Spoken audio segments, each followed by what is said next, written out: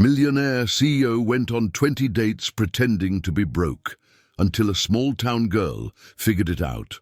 But by then, it was too late. Hello, viewer. Thanks for joining us. Leave a like and share your thoughts in the comments, along with the city you're watching from. Now let's continue with the story. Matthew Vance had everything money could buy, except the one thing his heart desperately craved: 20 dates. 20 carefully orchestrated experiments. 20 crushing confirmations that love was just another transaction. The CEO, who built a $3.7 billion empire from nothing, now faced his greatest challenge: finding someone who could love the man behind the fortune. So he became someone else entirely. Leo Campbell, struggling artist, empty pockets, full heart. In the charming town of Millbrook, New Hampshire, he would meet Jennifer Wilson, the bookstore owner whose authentic smile would shatter his cynical world. She would see through his lies with the sharp intelligence that made her irresistible. She would fall for the man he pretended to be, never knowing she was loving the real him all along. But when the truth emerged, it would be too late. Corporate sharks circled, engagement announcements loomed, and the woman who taught him what love truly meant would become the one person he could never have. Sometimes the greatest fortune costs everything you hold dear. I suppose you are expecting me to pay for dinner. The woman across from Matthew adjusted her designer purse with practiced precision, her calculating eyes already assessing the modest restaurant he had chosen. I mean, I understand artists struggle, but surely you can manage something better than this place. Matthew watched Cheryl Morrison fidget with her phone, clearly disappointed that Leo Campbell, the persona he had crafted for this experiment, could not afford the upscale establishments she preferred. She had been date number 20 in his systematic exploration of human nature, his final attempt to prove what he had long suspected: that genuine love was a fairy tale rich men told themselves to feel less alone.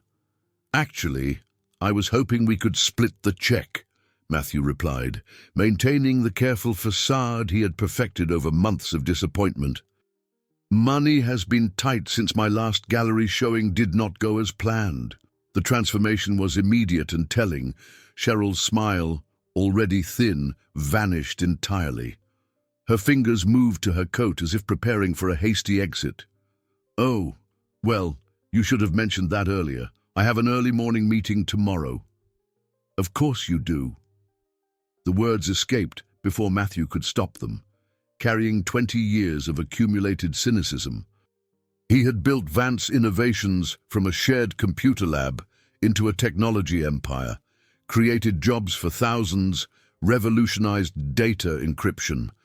But none of that mattered when his bank account was supposedly empty. "Excuse me?" Cheryl's voice sharpened with indignation. "Nothing. Please, do not let me keep you." Matthew gestured toward the door with the weary resignation of a man who had seen this scene play out 19 times before.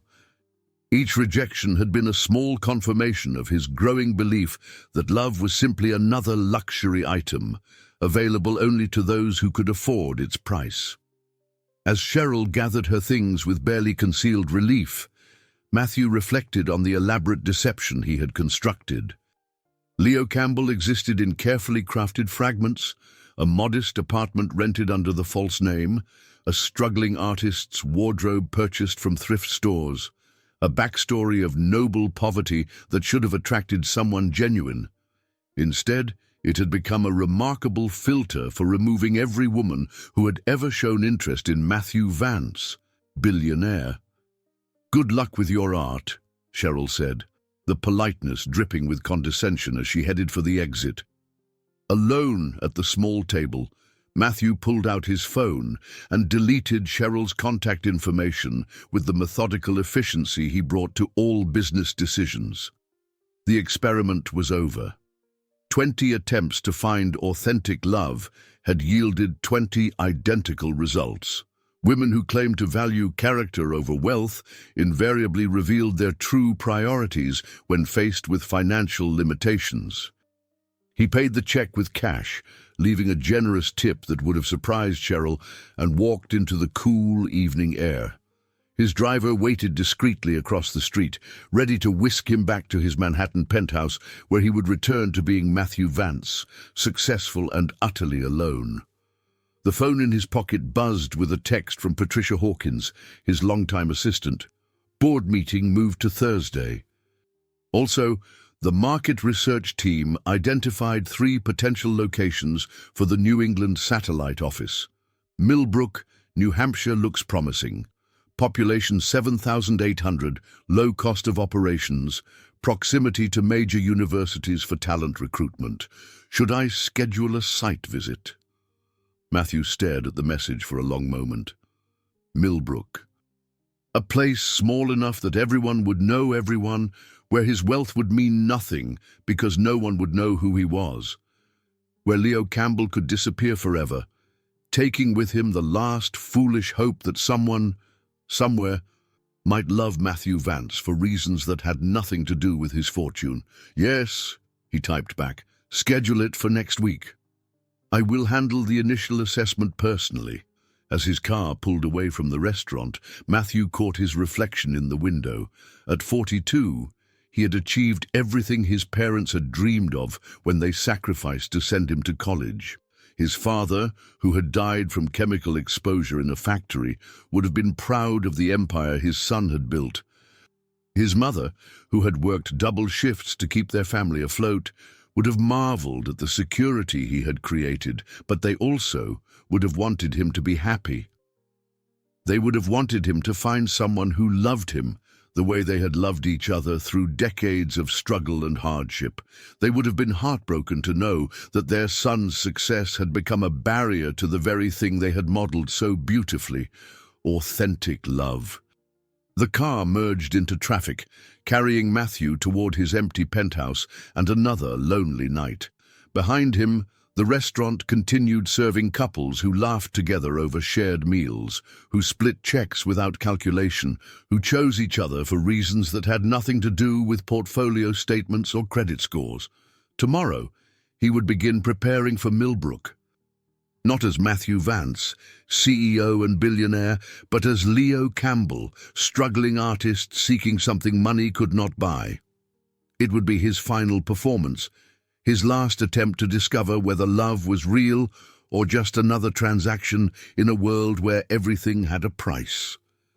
The city lights blurred past his window as Matthew closed his eyes and tried to imagine what it would feel like to be chosen for who he was, not what he owned. In 5 days, he would find out if such a thing was even possible. The morning sun painted Main Street in shades of gold and amber, transforming the ordinary storefront of Pages and Poetry bookshop into something that looked lifted from a Norman Rockwell painting. Jennifer Wilson unlocked the heavy oak door with the same quiet satisfaction she had felt every morning for the past 8 years, breathing in the familiar scent of aged paper and lavender sachets her grandmother had hidden throughout the store. "Good morning, beautiful books," she whispered, running her fingers along the spine of first editions displayed in the front window.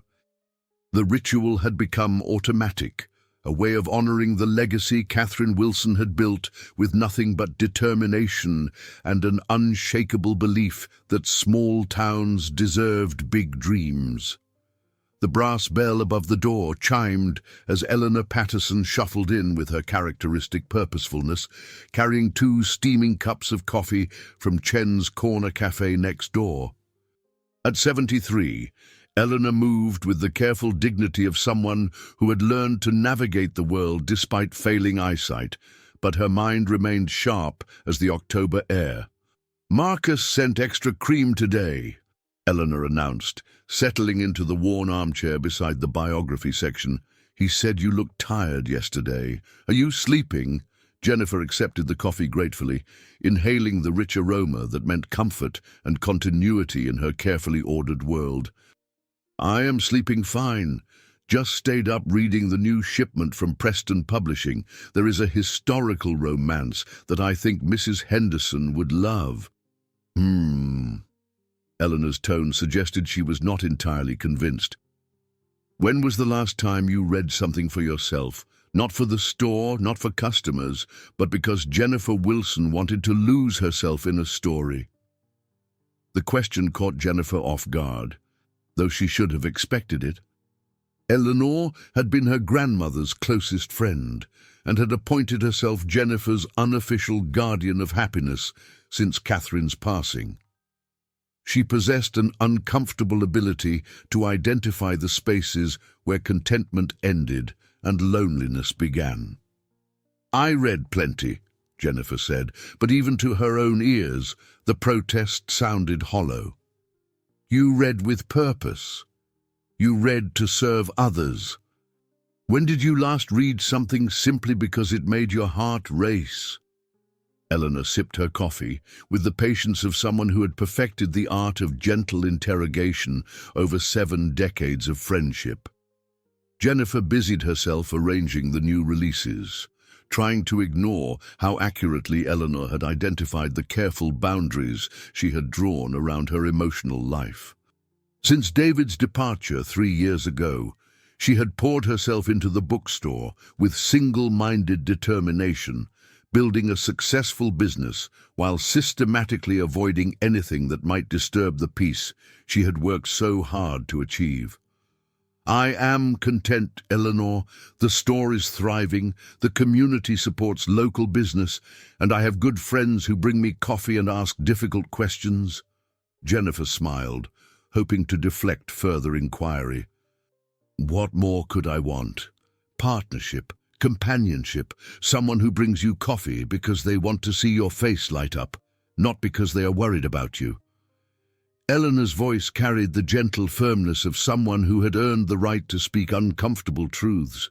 "Catherine always said you had too much love in your heart to waste it on books alone."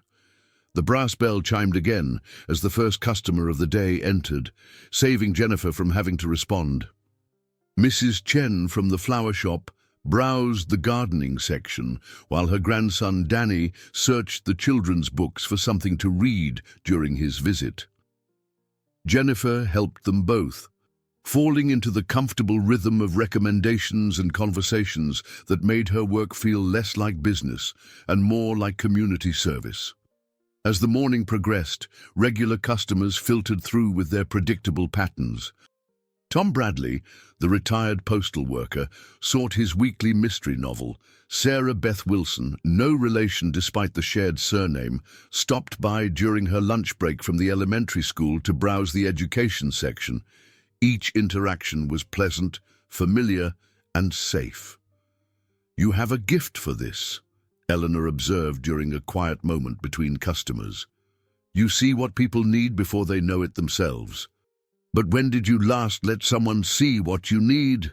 Jennifer paused in her cataloguing, recognizing the truth in Eleanor's words. She had become expert at reading others, at anticipating their desires and meeting their expectations. The bookstore had taught her to be a careful observer of human nature, to notice the small details that revealed larger truths about people's inner lives. But somewhere in the process of becoming indispensable to others, she had made herself invisible to herself. When customers asked about her personal reading preferences, she redirected to their needs. When friends inquired about her romantic life, she changed the subject to their relationships. She had become a mirror that reflected everyone's happiness while never quite capturing her own. "Maybe," Jennifer said finally, "I have forgotten how to want things for myself." Eleanor nodded, as if this admission was exactly what she had been waiting to hear. "Then perhaps it is time to remember. The heart is like any other muscle, dear. It grows stronger with use, but it weakens when we keep it too safe." The afternoon brought its usual steady stream of visitors, each carrying their own stories and searching for something between the carefully organized shelves. Jennifer found herself watching them more closely than usual, noticing the way couples browsed together, how they negotiated different interests and found common ground in compromise. She observed the easy intimacy of shared decision-making, the small touches and glances that spoke of lives genuinely intertwined. As closing time approached, Jennifer stood in her shop surrounded by thousands of love stories, each one promising that connection was possible, that hearts could find their matches despite impossible odds. Yet she felt like a curator in a museum, surrounded by beautiful artifacts from a life she observed but did not live. "Thank you for the coffee this morning," she called to Eleanor, who was gathering her things with slow precision. "And for the questions that are harder to answer than I would like." Eleanor paused at the door, her hand resting on the brass handle her grandmother had polished every evening for 30 years. "Sometimes the most important questions are the ones we spend years avoiding, but when we finally find the courage to face them, that is when life becomes interesting." As the door closed behind Eleanor, Jennifer realized she was ready for life to become interesting again. The autumn air carried the scent of wood smoke and dying leaves as Matthew parked his rented sedan on Main Street, taking his first real look at Millbrook, New Hampshire. The town spread before him like a living postcard, complete with a white-steepled church, a town green surrounded by mature maples, and storefronts that looked like they had been preserved from a gentler era of American life. He had driven up from Boston that morning, leaving behind the familiar world of board meetings and strategic acquisitions for something his corporate existence had never required: genuine human connection. The Leo Campbell identity felt strange after months of preparation, like wearing clothes that fit perfectly but belonged to someone else. "Can I help you find something?" The voice belonged to a man in his 40s, with the weathered hands of someone who worked outdoors and the easy smile of someone who had never learned to distrust strangers. He emerged from Chen's Corner Cafe, carrying a bag of what smelled like fresh pastries. "Actually, yes," Matthew replied, grateful for the excuse to practice being Leo Campbell with someone who had no expectations. "I am looking for a place to grab lunch. Something authentic to the area, not too expensive." "Well, you have two choices." The man extended his hand with small-town formality. "Marcus Chen, by the way. I own the cafe. If you want quick and casual, I can make you the best sandwich north of Boston. If you want the full local experience, Jennifer next door knows every restaurant within 20 miles and has opinions about all of them." Jennifer? Jennifer Wilson. Owns the bookstore. Been here her whole life except for college, so she knows where to find anything worth finding. Marcus gestured toward the shop next door, where Matthew could see warm light spilling through windows lined with carefully arranged displays. "Fair warning, though, she will probably recommend somewhere that serves actual portions, instead of the tiny expensive stuff they serve in the city." Matthew found himself genuinely curious about this Jennifer Wilson, who apparently had strong opinions about restaurant portions. "Sounds like someone worth meeting." "She is good people," Marcus said, with the simple certainty of someone who had known Jennifer Wilson long enough to trust his judgment completely. "Go on in. Tell her Marcus sent you and that you are looking for lunch recommendations. She will take care of you." The brass bell above the bookstore door announced Matthew's arrival with a clear, welcoming note that seemed to invite him into a world where time moved more slowly and commerce felt more like conversation. The space was larger than it appeared from outside, with tall shelves creating cozy alcoves and reading nooks that suggested books were meant to be explored, not simply purchased. "I will be right with you," a voice called from somewhere behind the counter. "Feel free to look around." Matthew found himself genuinely looking, not with the calculating eye of a business owner assessing potential real estate, but with the curiosity of someone who had forgotten what it felt like to browse without purpose. The shelves were organized with obvious care, each section labeled with hand-lettered signs that suggested personal attention to detail. Local authors had their own display near the front, and a corner was dedicated to children's books with small chairs and stuffed animals that invited young readers to stay a while. "Sorry about that. I was updating our inventory system, which is a fancy way of saying I was trying to remember what I ordered last month." The woman who emerged from behind the counter had the kind of natural beauty that came from being comfortable in her own skin. Her hair was pulled back in a practical ponytail, and she wore jeans and a soft sweater that suggested she dressed for comfort rather than impression. No problem at all. "I'm Leo Campbell, and Marcus next door said you would be the person to ask about lunch recommendations." "Did he now?" Jennifer Wilson smiled, and Matthew felt something shift inside his chest. A recognition that had nothing to do with physical attraction and everything to do with the way her eyes suggested intelligence and genuine warmth. "Well, Marcus is right about most things, so I suppose I should live up to the recommendation." "What kind of food do you like, Leo Campbell?" "Honestly, I am tired of places where the presentation matters more than the taste." The answer surprised Matthew with its honesty. Leo Campbell was supposed to be broke, but Matthew Vance was simply tired of restaurants that treated meals like performance art. "Oh, then you definitely want Betty's Diner on Elm Street. It has been there for 40 years. The portions are generous, and Betty still makes her pie crusts from scratch every morning." Jennifer leaned against the counter with the easy confidence of someone who knew her subject thoroughly. "Fair warning, it does not look like much from the outside, but the meatloaf is legendary, and the apple pie will ruin you for any other dessert." "That sounds perfect. Thank you." "Are you visiting or thinking about moving to the area?" Jennifer asked, with the natural curiosity of someone who genuinely cared about strangers rather than simply making polite conversation. Matthew had prepared for this question, but looking into Jennifer's interested face, he found himself wanting to give her something closer to the truth than Leo Campbell's fabricated backstory allowed. "A little of both, I suppose. I'm an artist. Been living in the city for years, but I'm starting to think there might be something to be said for a slower pace of life." "What kind of art do you create?" "Mostly digital work, graphic design, some web development."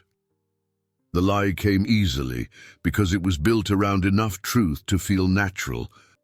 Matthew had started his career in technology, and design had always been part of his work, even if it was now filtered through teams of employees rather than his direct involvement. "That is wonderful. We have a small but active arts community here. There is a gallery downtown that showcases local work, and the library hosts artist talks once a month."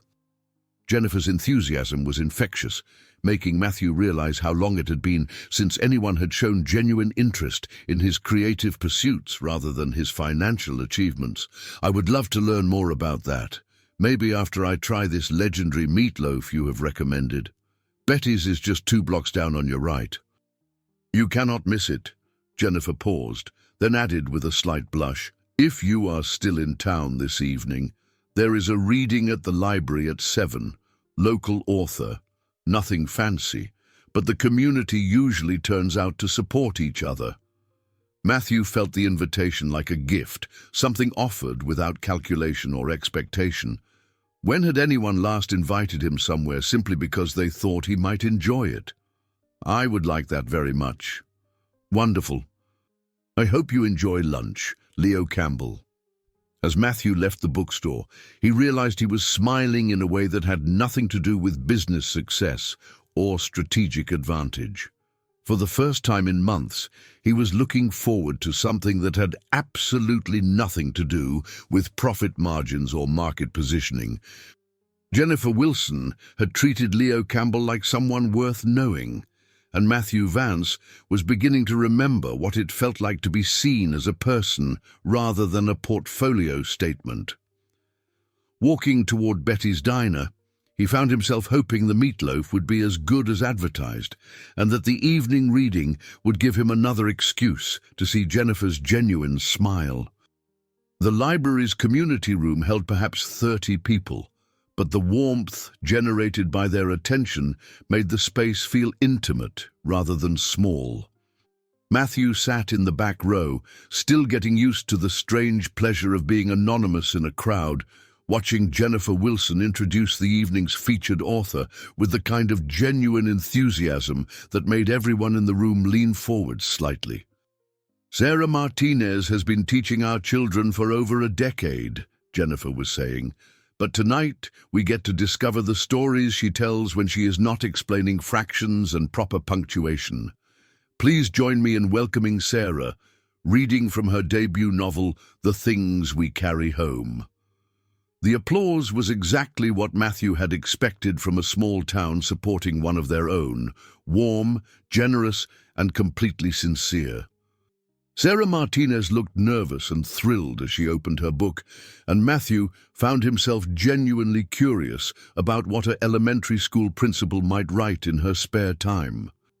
"This excerpt is from Chapter 3, Sarah began, when Emma realizes that moving back to her hometown means confronting all the dreams she thought she had outgrown. As Sarah read, Matthew discovered something he had not experienced in years: the simple pleasure of listening to a story without analyzing its market potential or strategic value. Her prose was clean and honest, exploring the complicated emotions of a woman choosing between security and possibility, between the familiar and the unknown. When the reading ended, the audience asked thoughtful questions that revealed how well they knew Sarah as both teacher and person. Someone asked about her writing process, another about how she balanced creativity with lesson planning. The conversation felt like what Matthew imagined dinner parties had been like before everyone started networking instead of simply talking. "That was lovely," Matthew said to Jennifer as the crowd began to disperse. "Thank you for inviting me. I am glad you enjoyed it. Sarah has been working on that novel for 3 years, fitting writing around everything else in her life. It takes courage to share something so personal." Jennifer helped stack chairs with the easy efficiency of someone who had attended dozens of similar events. "Do you write?" Matthew asked, genuinely curious about what creative pursuits might occupy Jennifer's time outside the bookstore. "I used to. In college, I thought I might become a novelist, but life had other plans." She smiled without any trace of regret. "Running the bookstore lets me be part of other people's creative journeys, which feels like enough most days." "Most days?" Jennifer paused in her chair, stacking, considering the question with the kind of careful thought Matthew had learned to recognize as characteristic. "Some days I read a passage that reminds me what it felt like to create something from nothing, to discover what I thought by writing it down. But then I remember that not every dream needs to be pursued.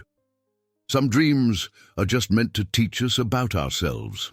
The casual wisdom in her response made Matthew realize how rarely he encountered people who had made peace with their choices rather than constantly justifying them. In his world, everyone was either climbing towards something or falling behind, but Jennifer seemed to inhabit a middle ground he had forgotten existed. "Would you like to get coffee sometime?" The question escaped before Matthew could analyze its wisdom. I'm going to be in town for a few more days, doing some preliminary research for a potential move, and it would be nice to have someone to talk to who actually knows the area." "I would like that," Jennifer replied with a directness that made Matthew's carefully rehearsed Leo Campbell persona feel suddenly inadequate. "Tomorrow is Saturday, so I close the shop at 4. There is a place called Mountain View Cafe about 10 minutes out of town that has better coffee than Marcus would like to admit, and a deck that overlooks the valley." "That sounds perfect." As they walked toward the parking area behind the library, Matthew found himself noticing details that his business-focused mind usually filtered out. The way streetlights created pools of warmth along the sidewalk, how many houses still had their windows open to catch the evening breeze, the absence of urban noise that made conversation feel effortless rather than competitive. "Can I ask you something, Leo?" Jennifer stopped beside a well-maintained sedan that looked like it had been chosen for reliability rather than status. What made you think about leaving the city? Most artists I know feel like they need to be where the opportunities are. The question was fair and deserved an honest answer, even if Matthew could not provide a completely truthful one. I think I got tired of measuring success by external validation. In the city, everything is about who you know, what you can afford, whether you are moving up or falling behind. I started wondering what it would be like to create something just because it mattered to me, not because it might impress someone else. Jennifer nodded slowly, and Matthew realized his answer had been more honest than he had intended. He was tired of external validation, weary of relationships based on calculation rather than genuine connection. Even as Leo Campbell, he was telling Jennifer Wilson something true about Matthew Vance's deepest frustrations. "I think you might like it here," Jennifer said finally. "Millbrook has a way of letting people discover who they are when nobody is watching them perform." As Matthew drove back to his hotel, he reflected on Jennifer's parting observation. For someone who had spent the evening pretending to be someone else, her comment about authentic self-discovery carried uncomfortable irony. Yet somehow, in playing Leo Campbell, he was rediscovering parts of Matthew Vance he had forgotten existed. Curiosity about other people's stories, appreciation for simple pleasures, the satisfaction of conversations that served no purpose beyond human connection. Tomorrow, he would see Jennifer again, and he found himself looking forward to the meeting with an anticipation that had nothing to do with business strategy or potential outcomes. For the first time in months, he was excited about spending time with someone who knew nothing about his wealth, his achievements, or his carefully constructed public image. Jennifer Wilson was interested in Leo Campbell, struggling artist, and Matthew was beginning to understand why that felt like the most valuable thing anyone had offered him in years. Mountain View Cafe lived up to its name with a deck that offered sweeping vistas of the Connecticut River Valley, autumn foliage painting the distant hills in shades of copper and gold. Jennifer had arrived first and secured a corner table where the afternoon sun created patterns of light and shadow that shifted with the breeze moving through the surrounding maples. Matthew spotted her immediately when he arrived, reading a paperback novel with the kind of complete absorption that suggested she had forgotten she was in a public place. Her hair caught the sunlight, and she had traded yesterday's practical bookstore attire for jeans and a soft blue sweater that made her eyes look almost luminous. "Sorry I am late," Matthew said, though he was actually 3 minutes early. "I got distracted by the drive up here. The scenery is incredible. Wait until next week when the leaves are at peak color. This view will take your breath away." Jennifer marked her place in the book with a leather bookmark that looked handmade. "I ordered coffee already, but their apple cider donuts are famous if you are interested in something sweet." "Coffee sounds perfect." Matthew settled into the chair across from her, struck again by how easy she made conversation feel. "What are you reading?" "The new Louise Penny mystery. Inspector Gamache is investigating suspicious deaths in a remote Quebec village, and I am completely absorbed, despite knowing I should probably be reviewing inventory reports instead." Jennifer held up the book with a slightly guilty smile. "Eleanor was right yesterday when she said I should read something just for pleasure." "Eleanor?" "My unofficial advisor on all matters relating to life balance and personal happiness. She was my grandmother's best friend, and now she has appointed herself guardian of my social calendar." Jennifer's tone carried affection rather than irritation. "She has been encouraging me to expand my horizons beyond the bookstore." Matthew found himself genuinely curious about Jennifer's relationship with Eleanor, about the network of community connections that seemed to provide both support and gentle accountability. In his Manhattan existence, relationships were largely transactional. built around professional utility rather than genuine care. What does expanding your horizons look like in a town of 7,800 people? He asked. Good question. Eleanor thinks it means dating, traveling, taking risks that might lead to unexpected adventures. Jennifer paused as their server brought coffee and a plate of the promised donuts, their cinnamon sugar coating still warm from the fryer. What about you? What horizons are you hoping to expand by potentially moving here? The question required Matthew to navigate carefully between Leo Campbell's fabricated motivations and his genuine desire to find meaning beyond financial achievement. I think I want to remember what it feels like to create something because it matters to me, not because it serves someone else's agenda.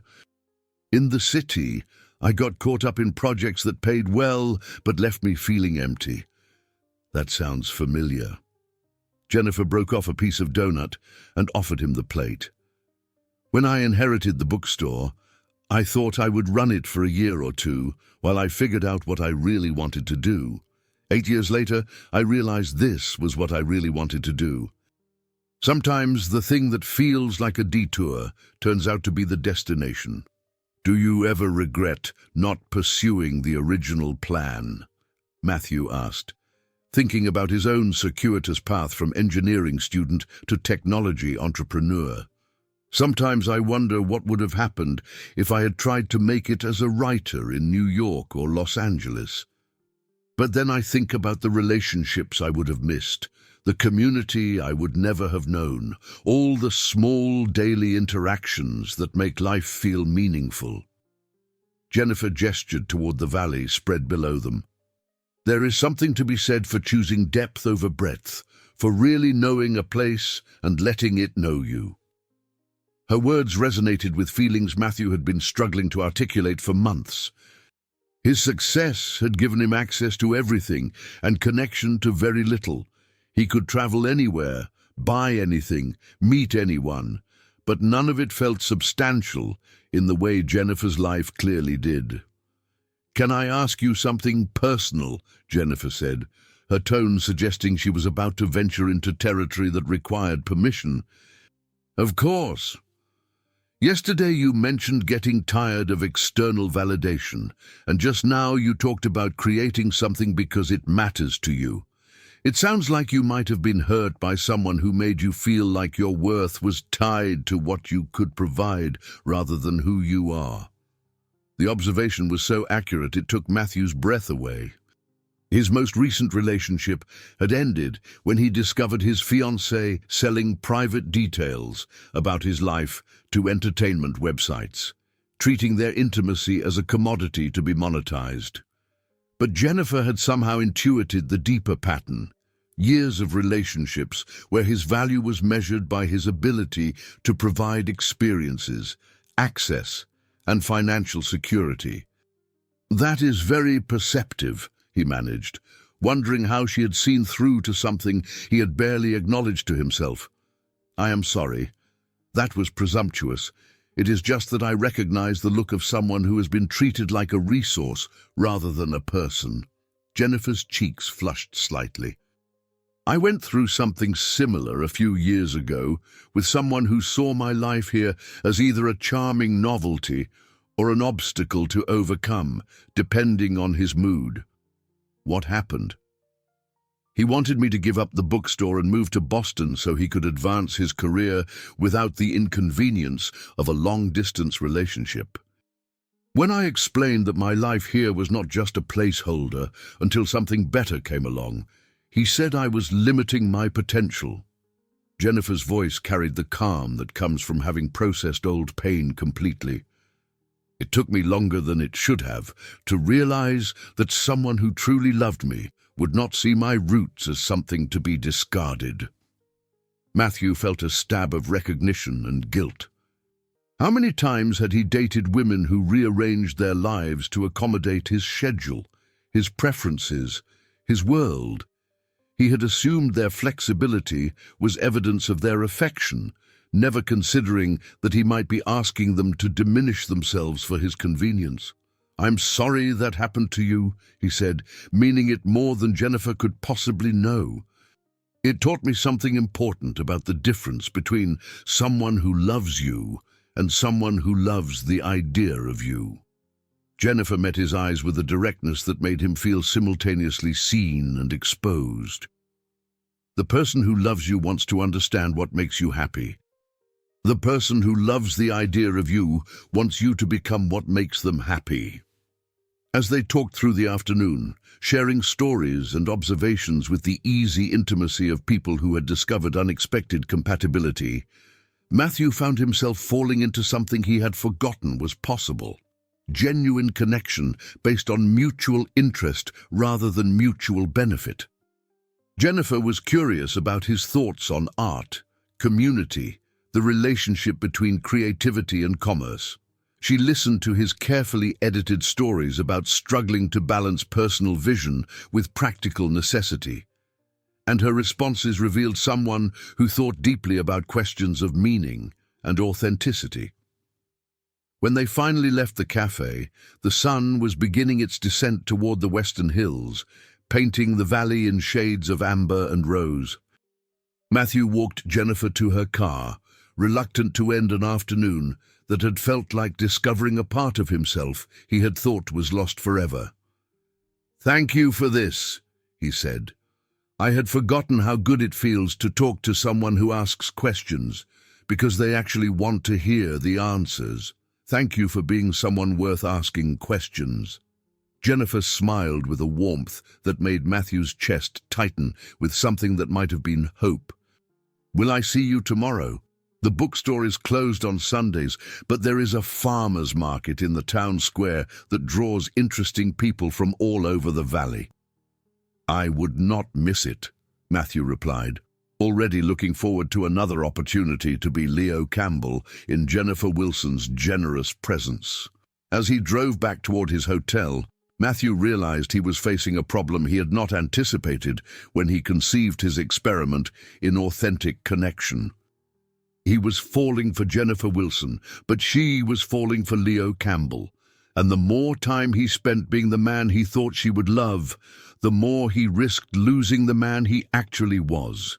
The Millbrook Farmers Market transformed the town square into a celebration of local abundance, with vendors selling everything from organic vegetables to handmade soaps beneath canopies of maple trees that seemed to compete with their wares for the most spectacular display of autumn color.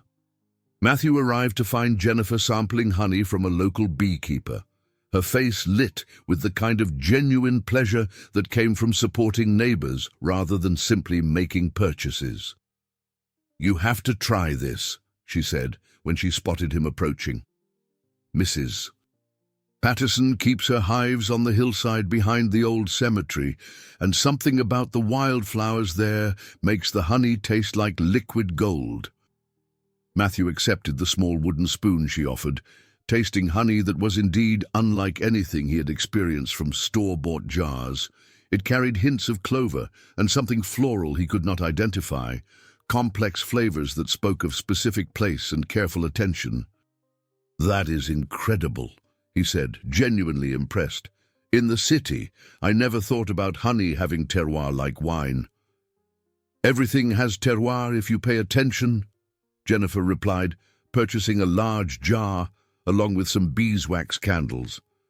"Mrs.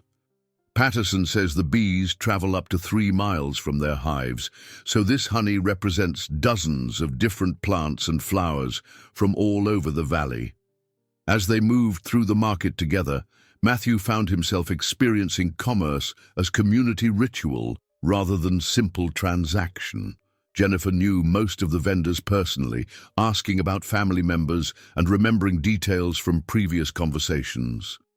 The interactions were genuine rather than performative, creating a web of connection that made the market feel like an extension of people's homes. "Leo!" a voice called from behind them. Matthew turned to see Sarah Martinez approaching with a canvas bag full of vegetables and a smile that suggested she was pleased to encounter a familiar face. "Sarah, how are you?" I really enjoyed your reading Friday night, Matthew replied, surprised to realize he meant it completely. Her novel excerpt had stayed with him, its honest exploration of small-town life versus big-city dreams, resonating more than he had expected. Thank you for coming. It means the world when someone takes time to support local arts. Sarah shifted her bag to shake his hand warmly. Jennifer, did you tell him about the gallery walk next weekend? Several artists are opening new shows, and there will be music and wine. Very civilized. I was going to mention it, Jennifer said with a smile that suggested she had been looking forward to the invitation. Would you be interested, Leo? It is a nice way to see the artistic community in action. Absolutely. Matthew felt a genuine excitement about the prospect, both for the chance to see local art and for another opportunity to spend time with Jennifer in settings that revealed different aspects of her personality. Wonderful. Jennifer, I will see you Tuesday for book club. And Leo, I hope we will get to talk more about writing at the gallery walk. Sarah continued through the market with the purposeful efficiency of someone who had learned to multitask parenting and professional responsibilities. Book club, Matthew asked as they continued browsing. 8 of us meet twice a month to discuss whatever we have all agreed to read. This month we are tackling Middlemarch, which seemed like a good idea in September, but feels rather ambitious now that we are actually doing it. Jennifer selected apples from a display that looked like a still life painting. George Eliot had a lot to say about provincial life and the challenges of finding meaning in ordinary circumstances. Do you find meaning in ordinary circumstances?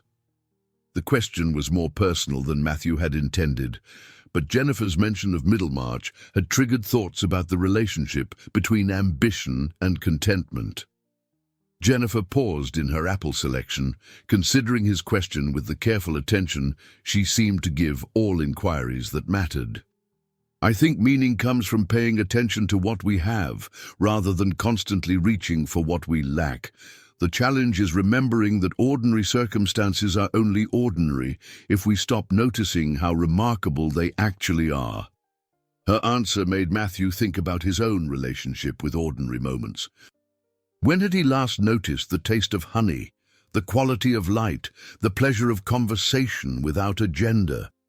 His life had become so focused on acquisition and achievement that he had forgotten how to simply experience what was already present.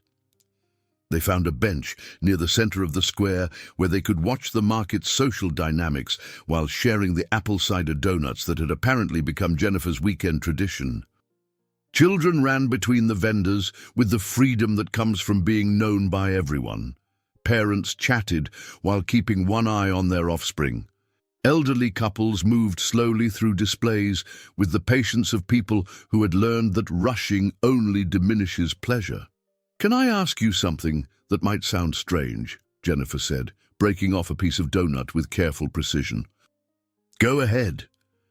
Do you ever feel like you are living someone else's life? Like the person everyone sees is not quite the person you know yourself to be?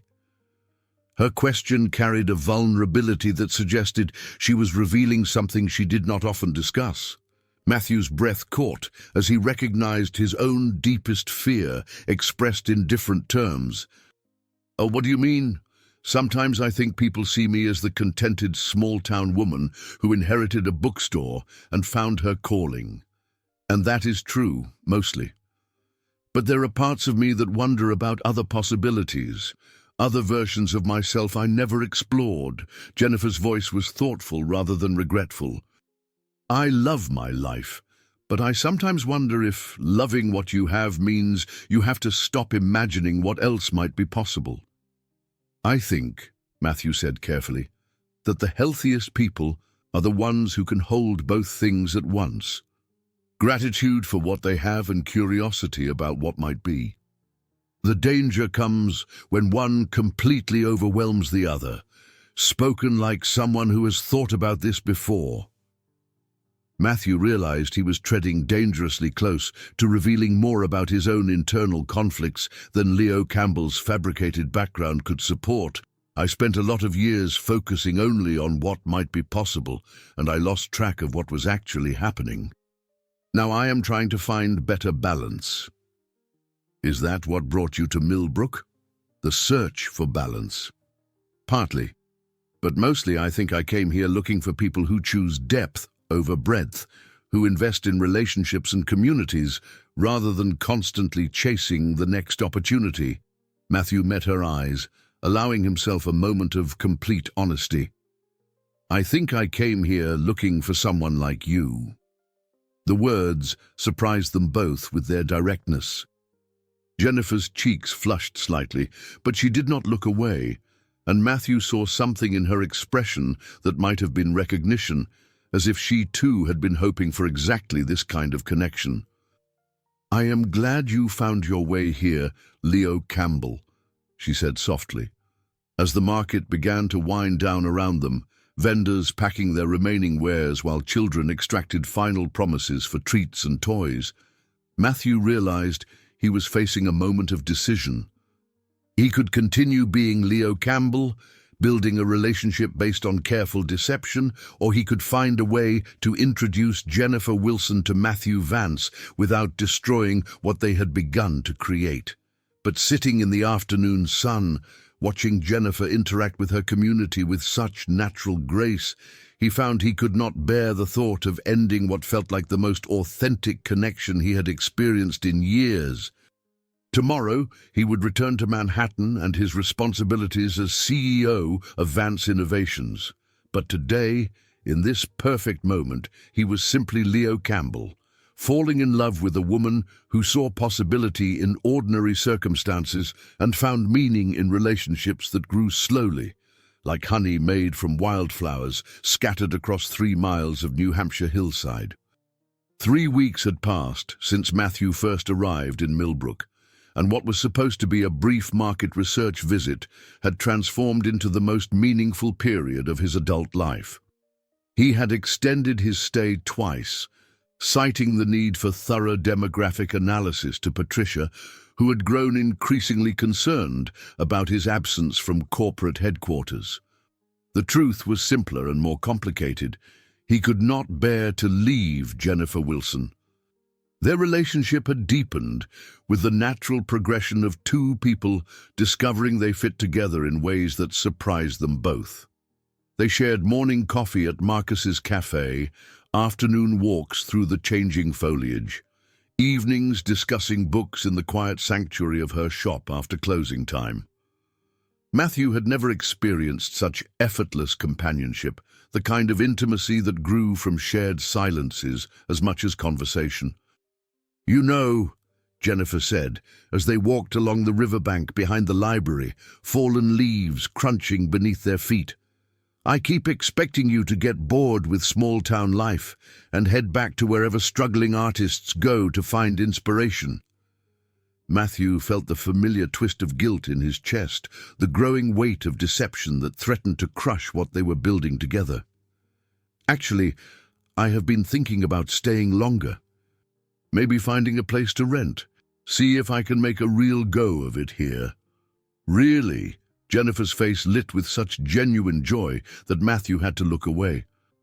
"That would be wonderful. There is a studio apartment above Henderson's bakery that might be perfect for you. Mrs. Henderson has been looking for a tenant who appreciates the smell of fresh bread every morning."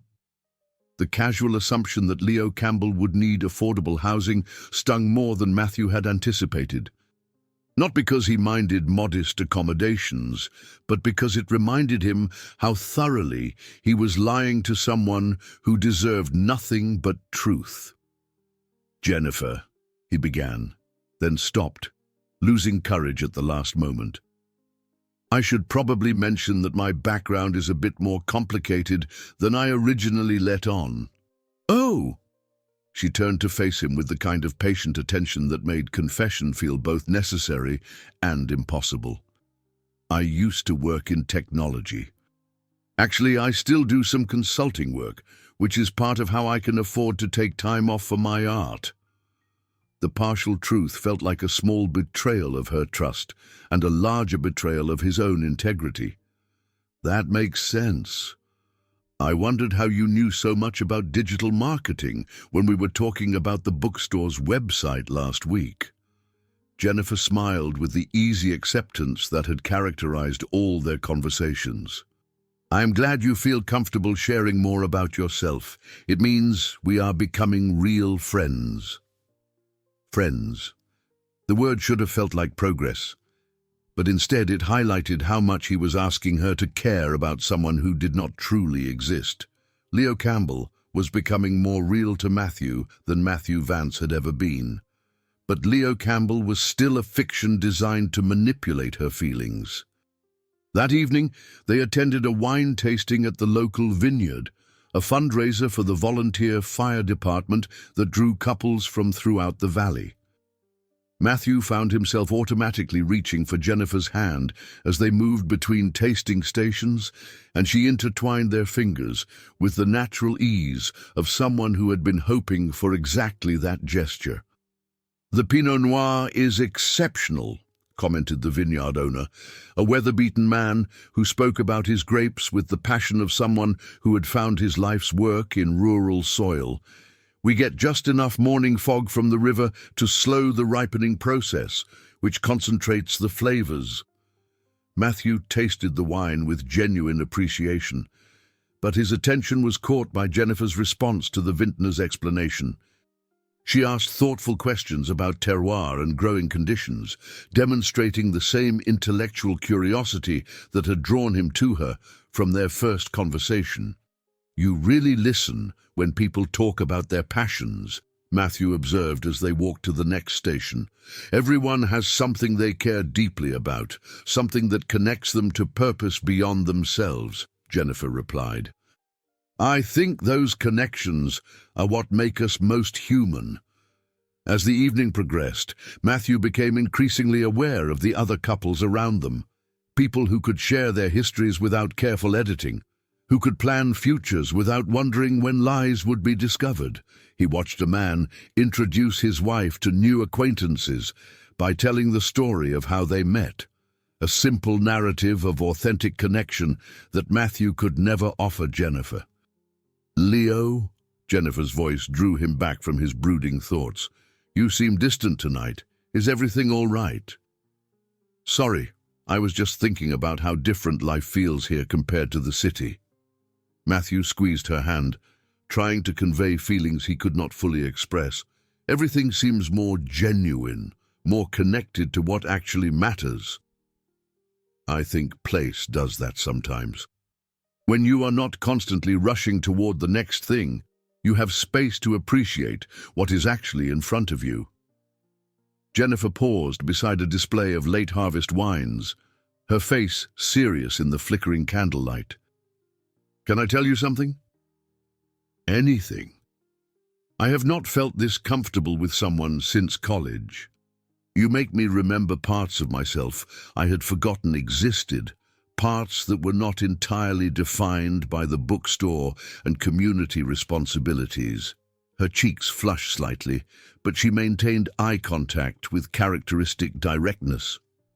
"I know we have only known each other for a few weeks, but I feel like we understand each other in ways that usually take much longer to develop." Matthew's throat tightened with emotion and guilt in equal measure.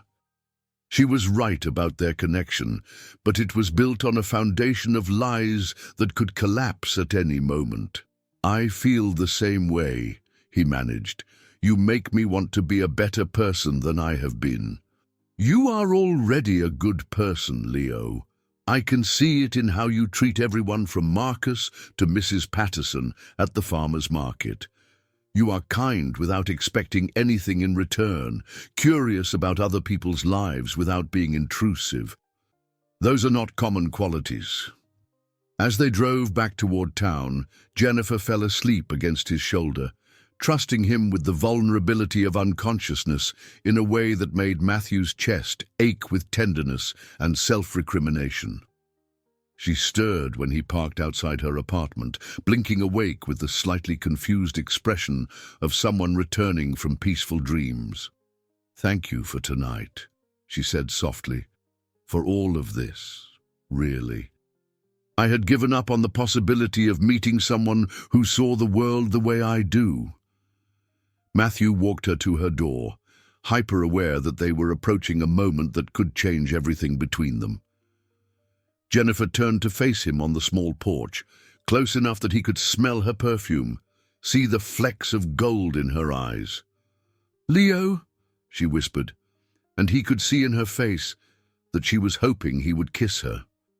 The desire to close the distance between them was overwhelming, but so was the knowledge that every step deeper into intimacy was another betrayal of her trust. Matthew leaned forward, then caught himself at the last moment pressing his forehead against hers instead of his lips against her mouth. "I want to," he said quietly. "More than you know. But I need to make sure I am being completely honest with you first."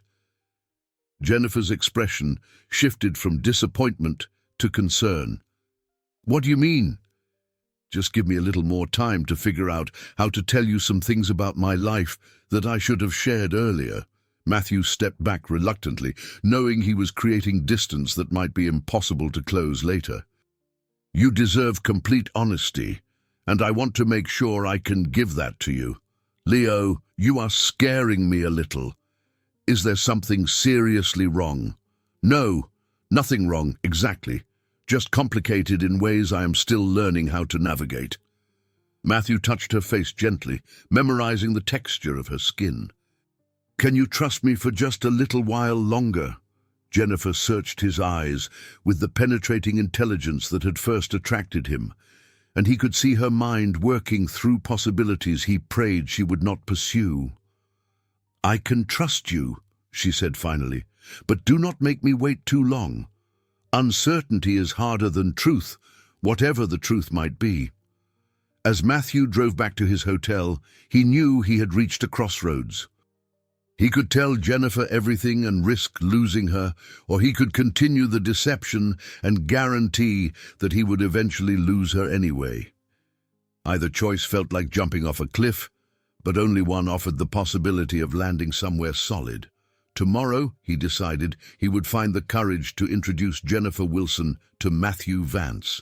He only hoped that Leo Campbell had built a foundation strong enough to survive the earthquake of truth. The next morning brought an autumn rain that drummed against the windows of Pages and Poetry Bookshop, creating the kind of cozy atmosphere that made customers linger over their book selections and engage in the unhurried conversations that Jennifer had always loved about her work. She moved through her familiar routines with unusual distraction, replaying the previous evening's almost kiss and Leo's cryptic words about needing to be completely honest.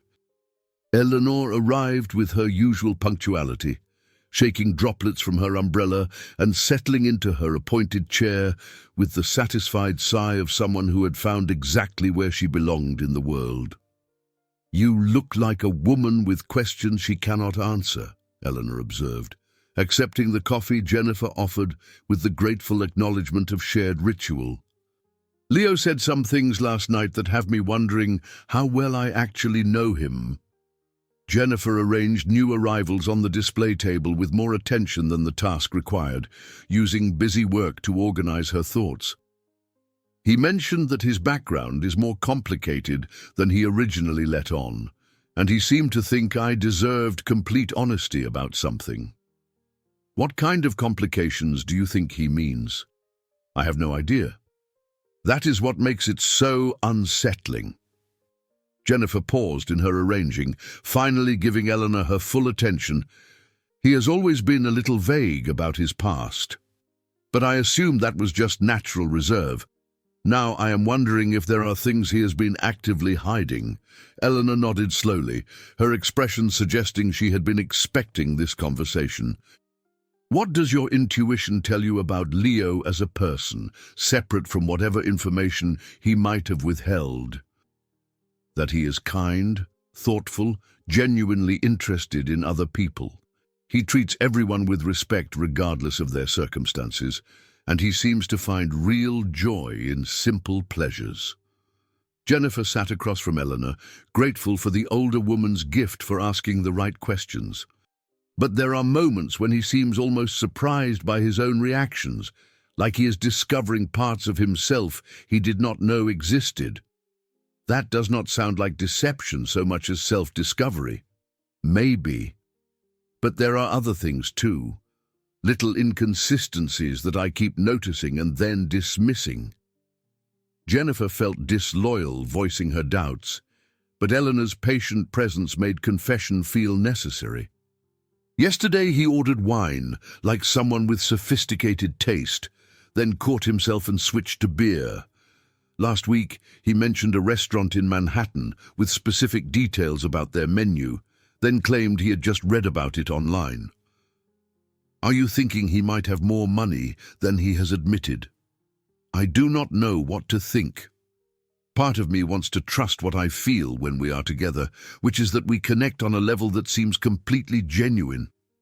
But another part of me remembers David and how good he was at presenting himself as whatever he thought I wanted. The mention of Jennifer's former fiancé hung in the air between them, carrying all the complicated emotions of betrayal discovered and trust slowly rebuilt. Eleanor reached across the small table and covered Jennifer's hand with her own weathered fingers. The question is not whether Leo has told you everything about his past, Eleanor said gently.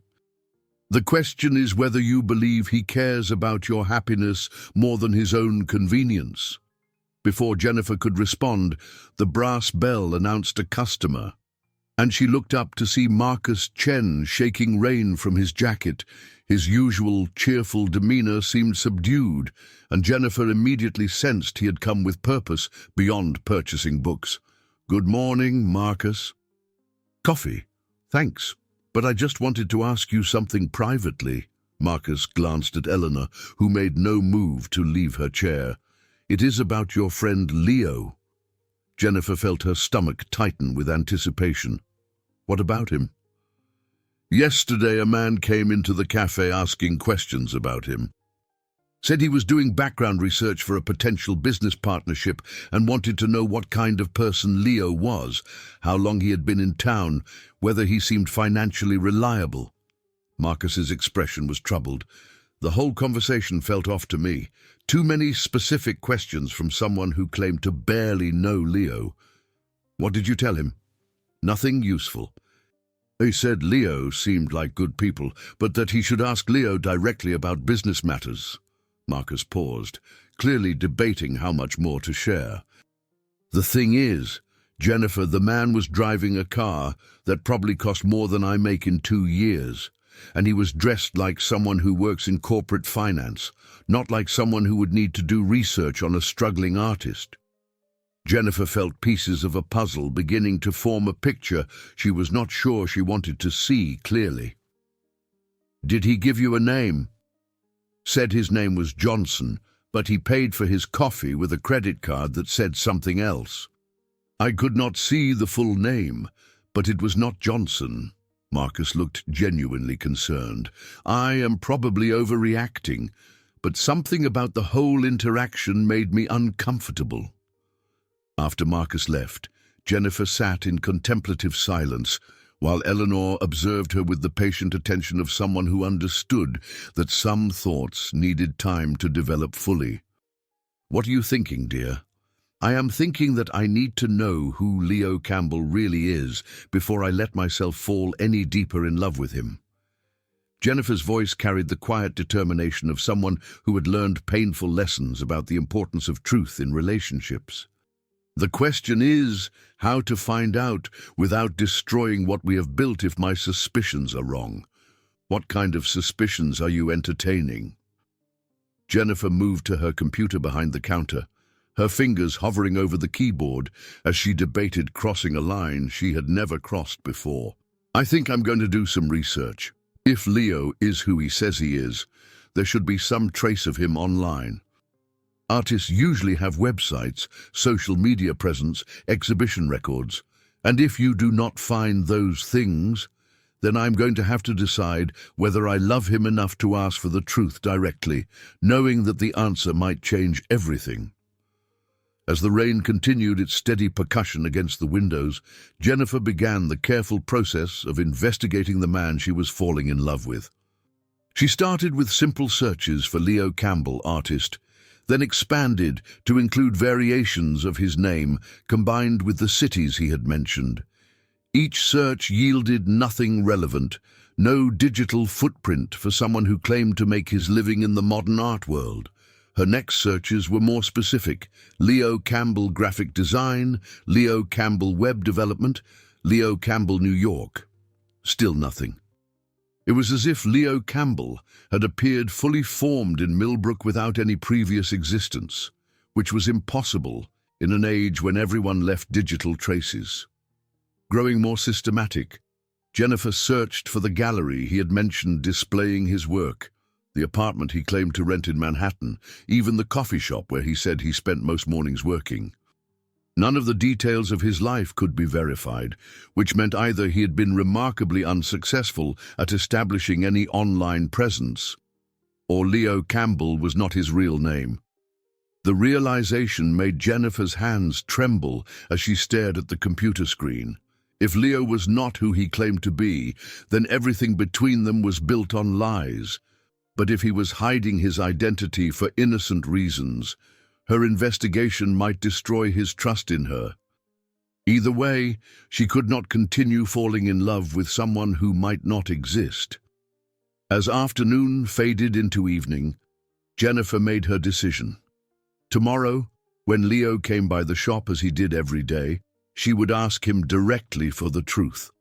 She would give him the opportunity to explain before she shared her suspicions, because the man she had come to love deserved at least that much faith. But she would also be prepared for the possibility that her heart had been wrong about Leo Campbell, and that once again she had confused performance with authenticity. The rain continued falling as Jennifer locked up the shop, carrying with her the weight of questions she was not sure she wanted answered. The storm had passed by morning, leaving Millbrook washed clean and gleaming under a sky so blue it seemed to promise nothing but good things ahead. Matthew arrived at Pages and Poetry with coffee and pastries from Marcus's cafe, a peace offering for the awkwardness of the previous evening, and a gesture of the affection he was finding increasingly difficult to contain. Jennifer accepted his offerings with a smile that seemed slightly forced, and Matthew felt his stomach tighten with the recognition that something had shifted between them overnight. She moved through the morning routine of opening her shop with unusual efficiency, avoiding the lingering eye contact that had become their shared language of growing intimacy. "Is everything all right?" Matthew asked, as she arranged books with more attention than the task required. "You seem distant today." "Just tired, I think. I stayed up too late reading." Jennifer's response was polite but lacked the warmth he had come to expect from their interactions. Matthew sensed deeper currents beneath her surface calm, but before he could probe further, Eleanor arrived with her characteristic punctuality and immediately assessed the tension in the room with the sharp perception of someone who had been observing human nature for 73 years. "Good morning, Leo," Eleanor said, settling into her usual chair. "Jennifer was just telling me yesterday about your background in technology. It must be interesting to combine technical skills with artistic vision. I find that each discipline informs the other," Matthew replied carefully, wondering how much detail Jennifer had shared about their previous evening's conversation. "Business experience teaches you about audience and market realities, while creative work keeps you connected to what actually matters." "What kind of business experience?" Eleanor's question was casual, but Matthew detected the subtle interrogation of someone who had appointed herself Jennifer's protector. "Consulting work, mostly. Helping small companies develop their digital presence." The lies came easily now, but they felt increasingly toxic, poisoning every genuine moment he tried to create with Jennifer. How interesting. Jennifer, did not you say the bookstore could use help with online marketing? Matthew watched Jennifer's face carefully, noting how she avoided his eyes while responding to Eleanor's suggestion. We talked about it briefly, but I am not sure the shop's budget would support professional consulting fees. The comment stung because it revealed how thoroughly Jennifer believed in Leo Campbell's financial limitations. She was protecting him from embarrassment about rates he supposedly could not afford, which made his deception feel like a betrayal of her natural kindness. Actually, I would be happy to help you develop some strategies at no cost, Matthew offered. It would be good practice for me, and I know how important the bookstore is to the community. That is very generous, Jennifer replied with polite appreciation that felt distant compared to her usual enthusiasm for collaborative projects. As the morning progressed, Matthew became increasingly aware that Jennifer was studying him with new attention, as if she were trying to reconcile different versions of the same person. Her questions were more pointed than usual, touching on details of his life that he had to navigate carefully to avoid contradicting previous statements. "Leo," she said during a quiet moment between customers, "can I ask you something that might sound strange?" "Of course. How long have you been using Leo Campbell as your professional name?" The question hit Matthew like cold water, revealing that Jennifer had been thinking more systematically about his identity than he had realized. "What do you mean?" "I was trying to find examples of your work online yesterday, just because I was curious about your artistic style. But I could not find any digital presence for Leo Campbell at all. No website, no social media, no mentions in gallery listings or design portfolios." Jennifer's voice was calm, but Matthew could hear the underlying tension of someone asking questions she hoped would have innocent answers. Matthew felt the careful architecture of his deception beginning to crumble. Jennifer's intelligence and natural investigative instincts had led her exactly where he had feared they would, to the recognition that Leo Campbell existed only in the stories he had told her. "That is because Leo Campbell is not actually my legal name," he said finally, opting for partial truth as a bridge to complete confession. "I started using it recently when I decided to focus more seriously on creative work. I wanted some separation between my business consulting and my artistic identity. What is your legal name?" Matthew looked into Jennifer's face and saw someone who already suspected she was being lied to. Someone who was giving him one final opportunity to choose honesty before she stopped trusting anything he said. "My legal name is Matthew," he said quietly. "Matthew Vance." Jennifer's expression shifted subtly, and Matthew realized with growing dread that his real name meant something to her, that somehow his carefully constructed anonymity had already been compromised. "Matthew Vance," she repeated slowly, "as in Vance Innovations, Matthew Vance." The recognition in her voice confirmed Matthew's worst fears. Somehow, Jennifer had discovered not just that Leo Campbell was fiction, but exactly who Matthew Vance really was. The technology empire, the wealth, the public profile he had tried so hard to escape had followed him to Millbrook and destroyed his last chance at authentic love. "Jennifer, I can explain."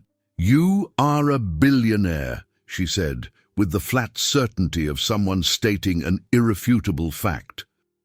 "You own a company worth billions of dollars, and you have been pretending to be a struggling artist for weeks, while I worried about whether you could afford dinner."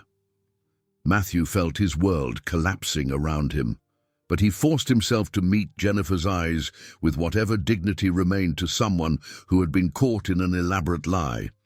"Yes, that is exactly what I have been doing. Why?"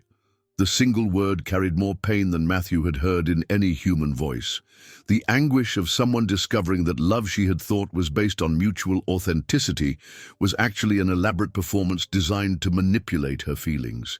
because I wanted someone to love me for who I am, not for what I can provide, Matthew said, knowing how inadequate the explanation sounded even as he spoke it. Because I was tired of relationships where my bank account mattered more than my character. So you lied to me about everything.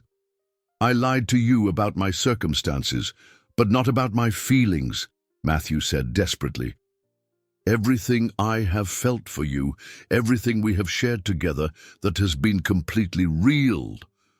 Jennifer stared at him for a long moment, and Matthew could see her processing the implications of his confession, recognizing how thoroughly he had violated her trust while claiming to care about her happiness. "Get out," she said quietly. "Jennifer, please let me explain. Get out of my shop." Her voice was steady, but Matthew could see tears beginning to form in her eyes. "Get out of my town. Go back to your billion-dollar life and find someone else to experiment on." Matthew wanted to argue, to make her understand that what they had created together was worth fighting for despite the lies that had made it possible. But looking at Jennifer's face, seeing the pain and betrayal he had caused, he realized that his presence was only making everything worse. "I am sorry," he said, meaning it more than he had ever meant anything in his life. "I am so sorry, Jennifer." As Matthew walked toward the door, he caught sight of Eleanor, who had witnessed the entire confrontation with the steady attention of someone who understood she was watching a heartbreak in real time. "She loved you," Eleanor said quietly as he passed her chair. "She loved Leo Campbell, and she might have learned to love Matthew Vance. But you never gave her that choice." The brass bell chimed as Matthew left pages and poetry for the last time, carrying with it the sound of everything beautiful in his life ending because he had been too afraid to trust it with the truth. Jennifer waited until she heard Leo's rental car disappear down Main Street before she allowed herself to cry. The tears came with the violence of something too long held back, carrying with them weeks of carefully constructed hope and the devastating recognition that she had once again mistaken performance for authenticity. Eleanor appeared beside her with tissues and the kind of wordless comfort that comes from 7 decades of witnessing human heartbreak in all its predictable variations. She guided Jennifer to the reading nook in the back of the store, away from the windows where curious neighbors might observe her breakdown. "Tell me what you are feeling, dear," Eleanor said gently. "Stupid," Jennifer managed between tears. "I feel incredibly, unforgivably stupid for believing that someone like Leo Campbell would just happen to wander into my bookstore and fall in love with small-town life." "You are not stupid for trusting someone who seemed trustworthy. You are not responsible for his decision to deceive you, but I should have seen the signs. The expensive watch, the sophisticated knowledge about wine and art, the way he sometimes seemed surprised by his own reactions to ordinary things." Jennifer pressed tissues against her eyes, trying to stem the flood of tears that seemed to have no end. "Part of me did notice, but I ignored my instincts because I wanted so badly for it to be real." "What felt real to you?" "The way he listened when I talked about books, the questions he asked about community and belonging, how gentle he was with customers and children at the farmer's market." Jennifer's voice broke as she recalled moments that had seemed to reveal Leo's essential character. "The way he looked at me like I was someone worth knowing, not just a convenience or a curiosity. Those things might still be real, even if his circumstances were fabricated." Jennifer looked at Eleanor with disbelief. "How can anything be real when it was built on lies? He made me care about Leo Campbell, a person who does not even exist." "Leo Campbell might have been a fiction, but the man who spent weeks getting to know you, who attended community events and learned everyone's names, who treated you with tenderness and respect, that person exists. He just happens to be Matthew Vance instead of who you thought he was," Matthew Vance, the billionaire CEO who decided it would be entertaining to see if he could make a small-town bookstore owner fall in love with him. Jennifer said bitterly. I was an experiment, Eleanor. A test case in whether genuine love exists or if everyone is ultimately motivated by money. The full implications of Matthew's deception were beginning to settle over Jennifer like a weight that threatened to crush what remained of her faith in human nature.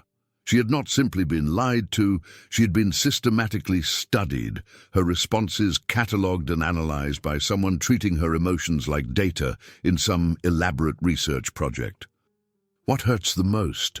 Eleanor asked with the patience of someone who understood that healing required complete examination of the wound. That I was falling in love with him, Jennifer admitted.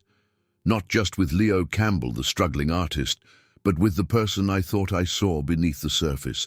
Someone kind and curious and genuinely interested in building a life that mattered. I was starting to imagine what it would be like to share a future with him. And now I do not know what was real and what was performance. Did he actually enjoy our conversations? Or was he just gathering information? When he almost kissed me on the porch, was that genuine desire or just part of the experiment? Jennifer felt fresh tears threatening as she contemplated how thoroughly her judgment had been compromised. I will never be able to trust my instincts about people again. Eleanor was quiet for several minutes, allowing Jennifer's pain to fill the space between them without trying to minimize it with premature comfort. When she finally spoke, her voice carried the authority of someone who had survived multiple heartbreaks and learned something valuable from each one. Jennifer, do you remember what you told me about David? About the difference between someone who loves you and someone who loves the idea of you? Yes. Which kind of love do you think Matthew Vance was offering? Jennifer considered the question seriously, trying to separate her anger from her analysis of Matthew's behavior over the past weeks. I do not know. He seemed to enjoy discovering things about me that he had not expected, like my knowledge of wine and my opinions about art. But maybe that was just surprise that his experimental subject was more complex than he had anticipated. Or maybe it was the surprise of someone discovering that the person he thought he was manipulating was actually teaching him something about himself. Eleanor, you are being far too generous to someone who lied to me for weeks. I am trying to help you understand the difference between cruelty and cowardice, Eleanor replied gently. What Matthew did was wrong, but I do not think it was intended to hurt you. I think it was intended to protect himself from the kind of pain you are feeling right now. That does not make it acceptable. No, it does not, but it might make it forgivable if he proves himself worthy of forgiveness. Jennifer shook her head, unable to imagine any gesture that could repair the trust Matthew had shattered. How do you prove yourself worthy of forgiveness for systematically lying to someone about your identity? How do you demonstrate authenticity after revealing that everything about yourself was fabricated? I do not know, Eleanor admitted, but I suspect Matthew Vance is going to spend considerable time trying to figure that out. As the afternoon wore on, Jennifer found herself unable to focus on the normal routines of her shop. Customers came and went with their usual patterns, but she felt disconnected from the community interactions that normally gave her work meaning. Every conversation felt superficial compared to what she had thought she was building with Leo. Every friendly exchange highlighted the absence of the deeper connection she had briefly believed was possible. Sarah Martinez stopped by during her lunch break, immediately recognizing that something was seriously wrong with Jennifer's usually composed demeanor. What happened? Sarah asked with the direct concern of a close friend who had no patience for polite evasions. Leo Campbell does not exist, Jennifer said simply. His real name is Matthew Vance, and he is a billionaire who was pretending to be poor to see if he could find authentic love. Sarah stared at Jennifer for several seconds, processing information that seemed to belong in a romantic novel rather than real life. Are you serious? Completely serious. He confessed this morning after I confronted him about inconsistencies in his story. Jennifer, I am so sorry. That is unbelievably cruel. The worst part is that I am not sure it was cruel, Jennifer said, surprising herself with the admission. I think it was desperate and misguided and incredibly unfair to me, but I am not convinced he intended to hurt me. What do you mean? I mean that the person I fell in love with might actually exist inside Matthew Vance, even if Leo Campbell was fiction. And I do not know how to process that possibility. As Jennifer tried to explain her confused feelings to Sarah, she realized that her anger was competing with something that might have been understanding or even empathy. Matthew Vance had enough money to buy anything he wanted except the assurance that someone could love him for reasons unrelated to his wealth. In a twisted way, his deception had been an attempt to create conditions where authentic love might be possible. The problem was that authentic love required authentic people, and Matthew had denied her the opportunity to choose him based on complete truth about who he was. As evening approached and Jennifer prepared to close the shop, she found herself wondering what Matthew was doing, whether he had returned to Manhattan or was somewhere in Millbrook trying to figure out how to repair what he had broken. Part of her hoped he was suffering as much as she was. But another part, the part that had fallen in love with the man she thought was Leo Campbell, hoped he had learned something about himself that might help him become worthy of the love he claimed to be seeking. Either way, Jennifer knew she would never be the same person she had been before Leo Campbell walked into her bookstore and taught her that even the most carefully guarded heart could be broken by someone who seemed to understand exactly how precious it was. Matthew sat in his rental car outside the Millbrook town limits, engine off, cell phone buzzing with increasingly urgent messages from Patricia about board meetings and strategic decisions that required his immediate attention. The familiar weight of corporate responsibility felt foreign after weeks of being Leo Campbell, and he found himself unable to summon any interest in the business empire that had once defined his entire identity. The confrontation with Jennifer played on an endless loop in his mind, each replay highlighting another moment where he could have chosen honesty over deception, another opportunity to trust her with the truth instead of protecting himself with lies. Her face, when she realized who he really was, would haunt him for the rest of his life. The devastation of someone discovering that love she thought was mutual had actually been an elaborate experiment. His phone rang, and Patricia's name appeared on the screen with the persistence of someone who had been trying to reach him for hours. Matthew accepted the call with reluctance, knowing he could not postpone his return to reality indefinitely. "Thank God!" Patricia's voice carried the relief of someone who had been imagining worst-case scenarios. "I have been trying to reach you all day. Where are you?" "Still in New Hampshire. There have been some complications with the market research.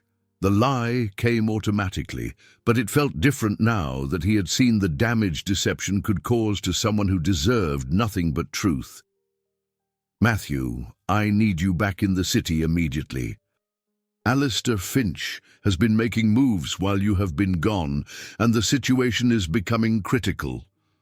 Matthew felt his stomach drop at the mention of Alistair Finch, the ruthless corporate raider who had been circling Vance Innovations for months like a predator waiting for signs of weakness.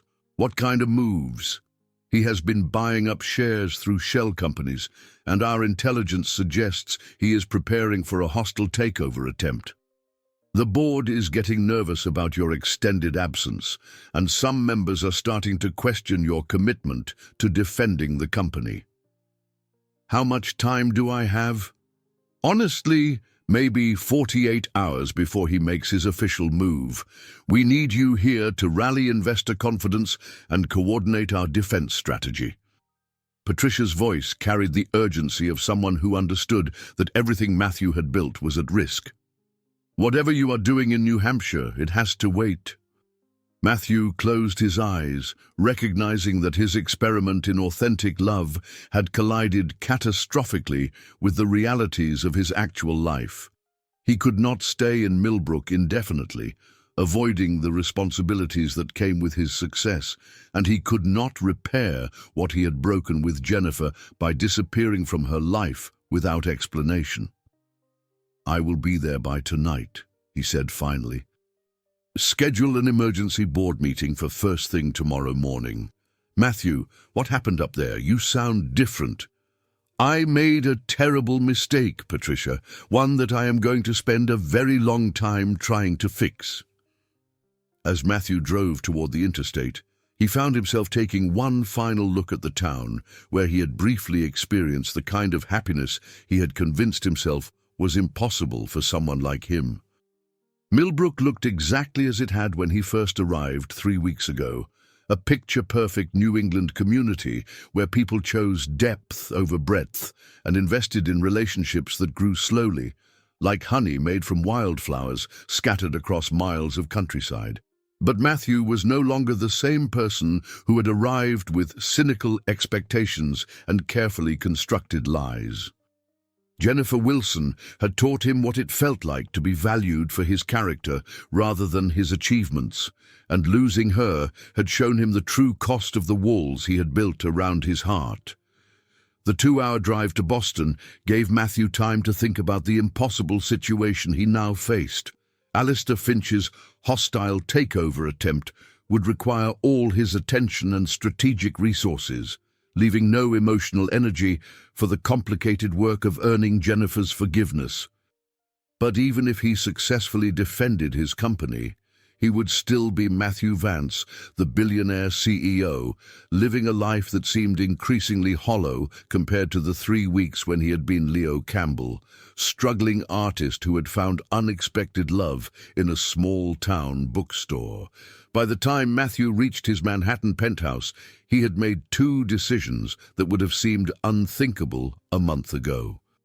First, he would fight Alistair Finch with everything he had, not to preserve his empire, but to protect the thousands of employees who depended on Vance Innovations for their livelihoods. Second, once the corporate crisis was resolved, he would find a way to return to Millbrook as Matthew Vance, the authentic person Jennifer deserved to meet, and offer her the complete truth he should have shared from the beginning. He had no guarantee that honesty would be enough to repair the trust he had shattered, but he owed Jennifer the opportunity to choose him or reject him based on who he actually was, rather than the carefully crafted fiction he had used to manipulate her feelings.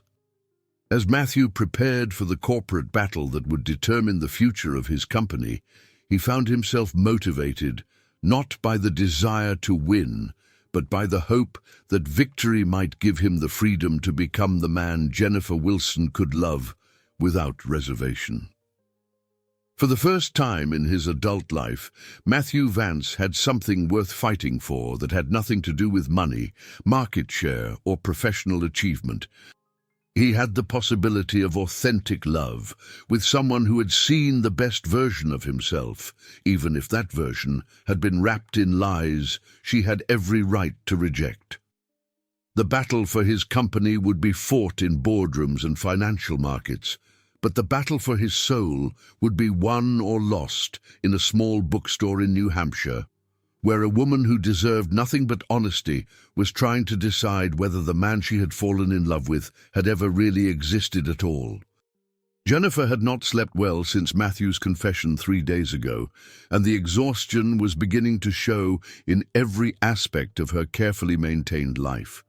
She moved through the routines of running her bookstore with mechanical efficiency, helping customers and processing orders, while her mind remained stuck in endless loops of analysis and self-recrimination. Eleanor watched from her usual chair with the patient attention of someone who understood that healing required time and could not be rushed by well-meaning advice.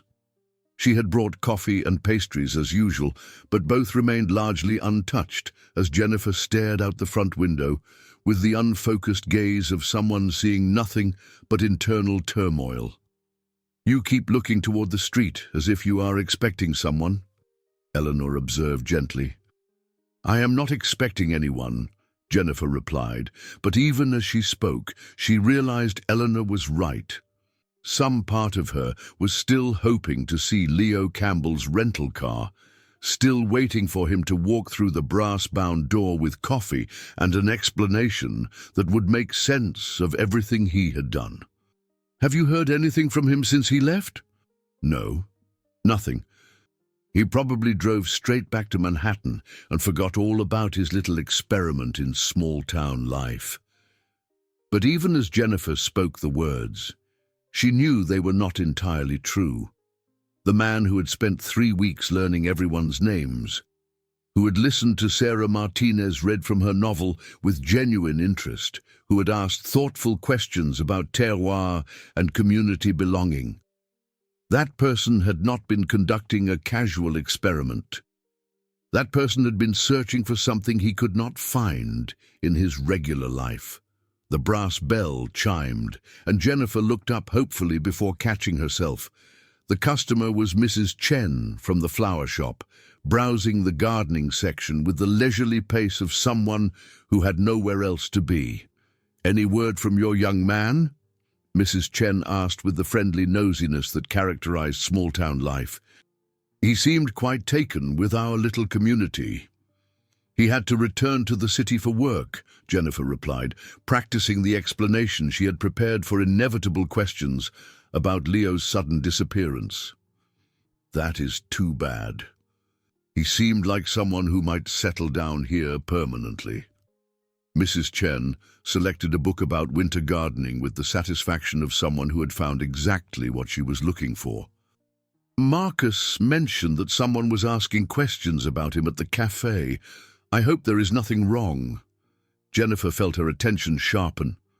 What kind of questions? Oh, just business-related things, according to Marcus. Someone claiming to be a potential partner who wanted to know about Leo's character and financial reliability. Mrs. Chen shrugged, as if the matter was of little importance. You know how careful people are about business relationships these days. After Mrs. Chen left, Jennifer found herself wondering about the mysterious questioner Marcus had mentioned.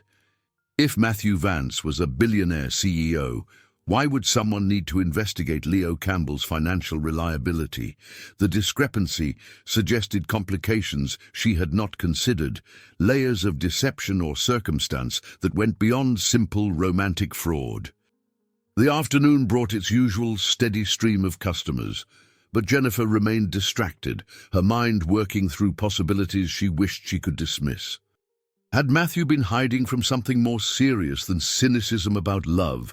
Was there a reason, beyond emotional protection, that had motivated his elaborate deception? Sarah Martinez arrived during a quiet period, carrying 2 cups of tea from the cafe and wearing the expression of someone who had been designated to provide intervention. Eleanor called me, Sarah said without preamble. She said you need someone to talk you out of whatever you are thinking about Leo Campbell. I'm not thinking about Leo Campbell. Leo Campbell does not exist. You know what I mean.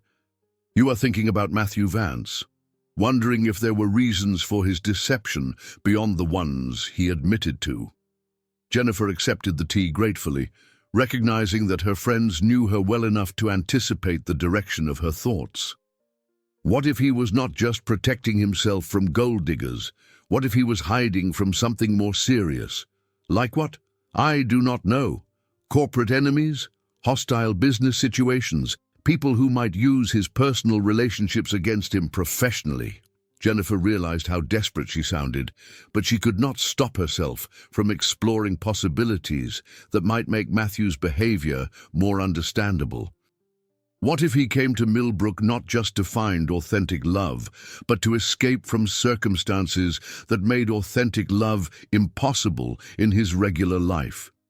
Jennifer, you are looking for reasons to forgive him. Maybe I am. Is that so wrong?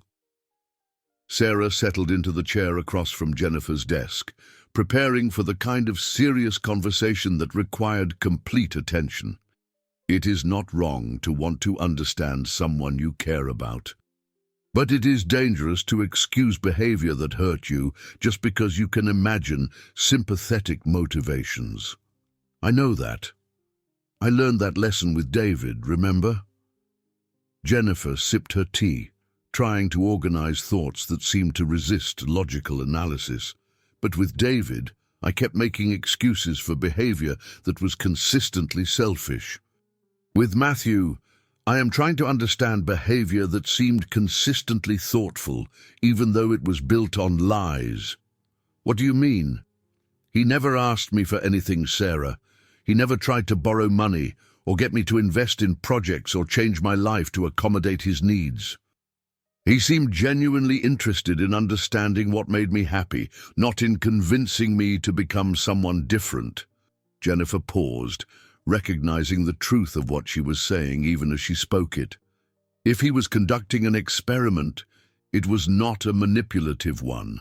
It was more like he was trying to learn how to be someone worthy of the kind of love he was hoping to find. That does not make the deception acceptable. No, it does not. But it might make it forgivable if he were willing to try again with complete honesty. Sarah studied Jennifer's face with the careful attention of someone who was beginning to understand that her friend had already made a decision she was not yet ready to acknowledge. What would complete honesty look like? I do not know. Maybe him coming back as Matthew Vance instead of Leo Campbell. Maybe him explaining not just what he did, but why he thought it was necessary. Maybe him giving me the choice he should have offered from the beginning, the chance to know who he really is and decide whether that person is someone I could love. And if he does not come back? Jennifer felt her throat tighten with the possibility she had been trying not to consider. Then I will know that Leo Campbell was just an experiment, and Matthew Vance was never really interested in building something real with me. But if he does come back, then maybe I will learn whether the man I fell in love with actually exists, or if he was just a character Matthew Vance created to get what he wanted. As evening approached and Jennifer prepared to close the shop, she found herself acknowledging that some part of her was still hoping for Matthew's return, still believing that the connection they had shared was too genuine to have been entirely fabricated. She had spent 3 days analyzing every conversation, every gesture, every moment of apparent intimacy, and she could not convince herself that all of it had been performance. But hope, she was learning, could be as dangerous as cynicism when it prevented clear thinking about what she actually deserved from someone who claimed to love her. As she turned off the lights and locked the brass-bound door, Jennifer made herself a promise.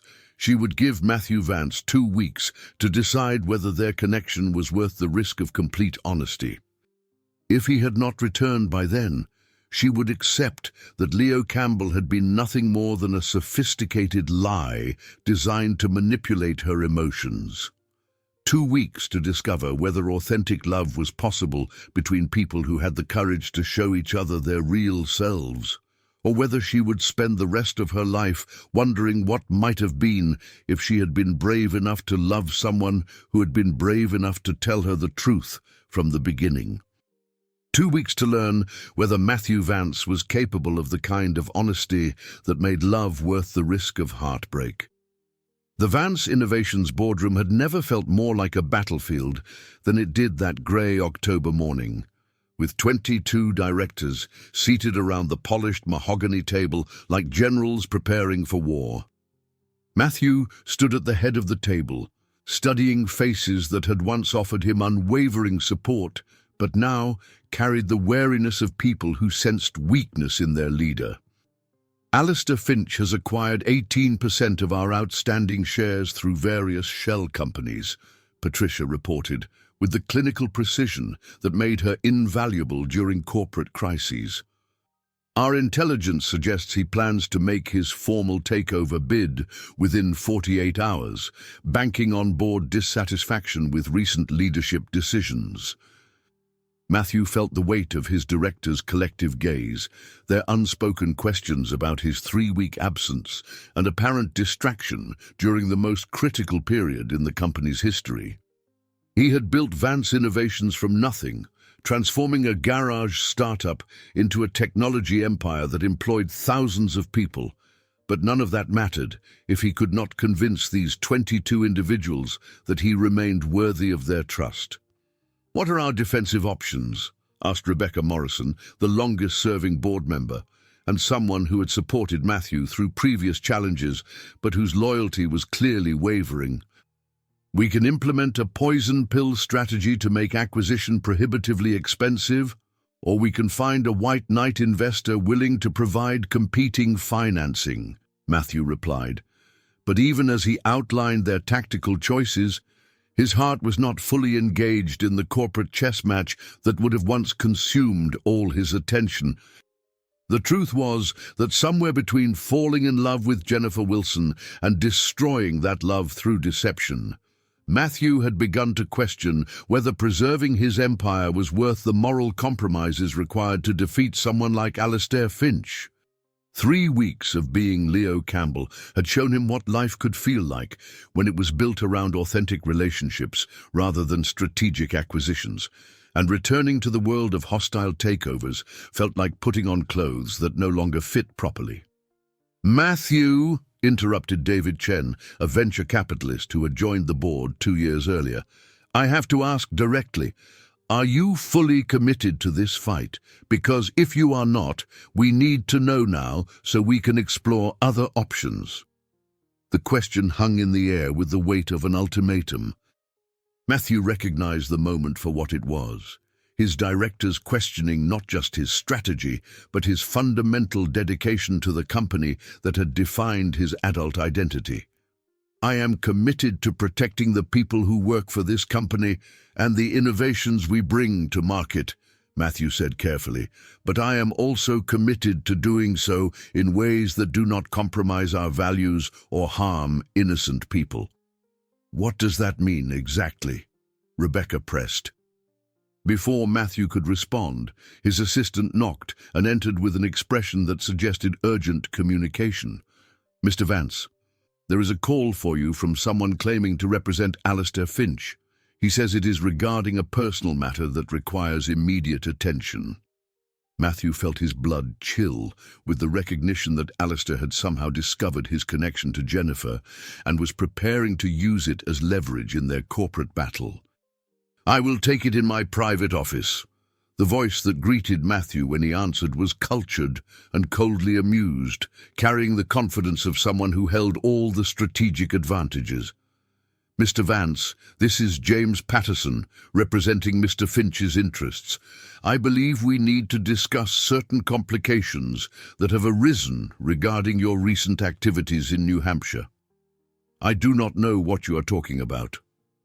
"Come now, Mr. Vance.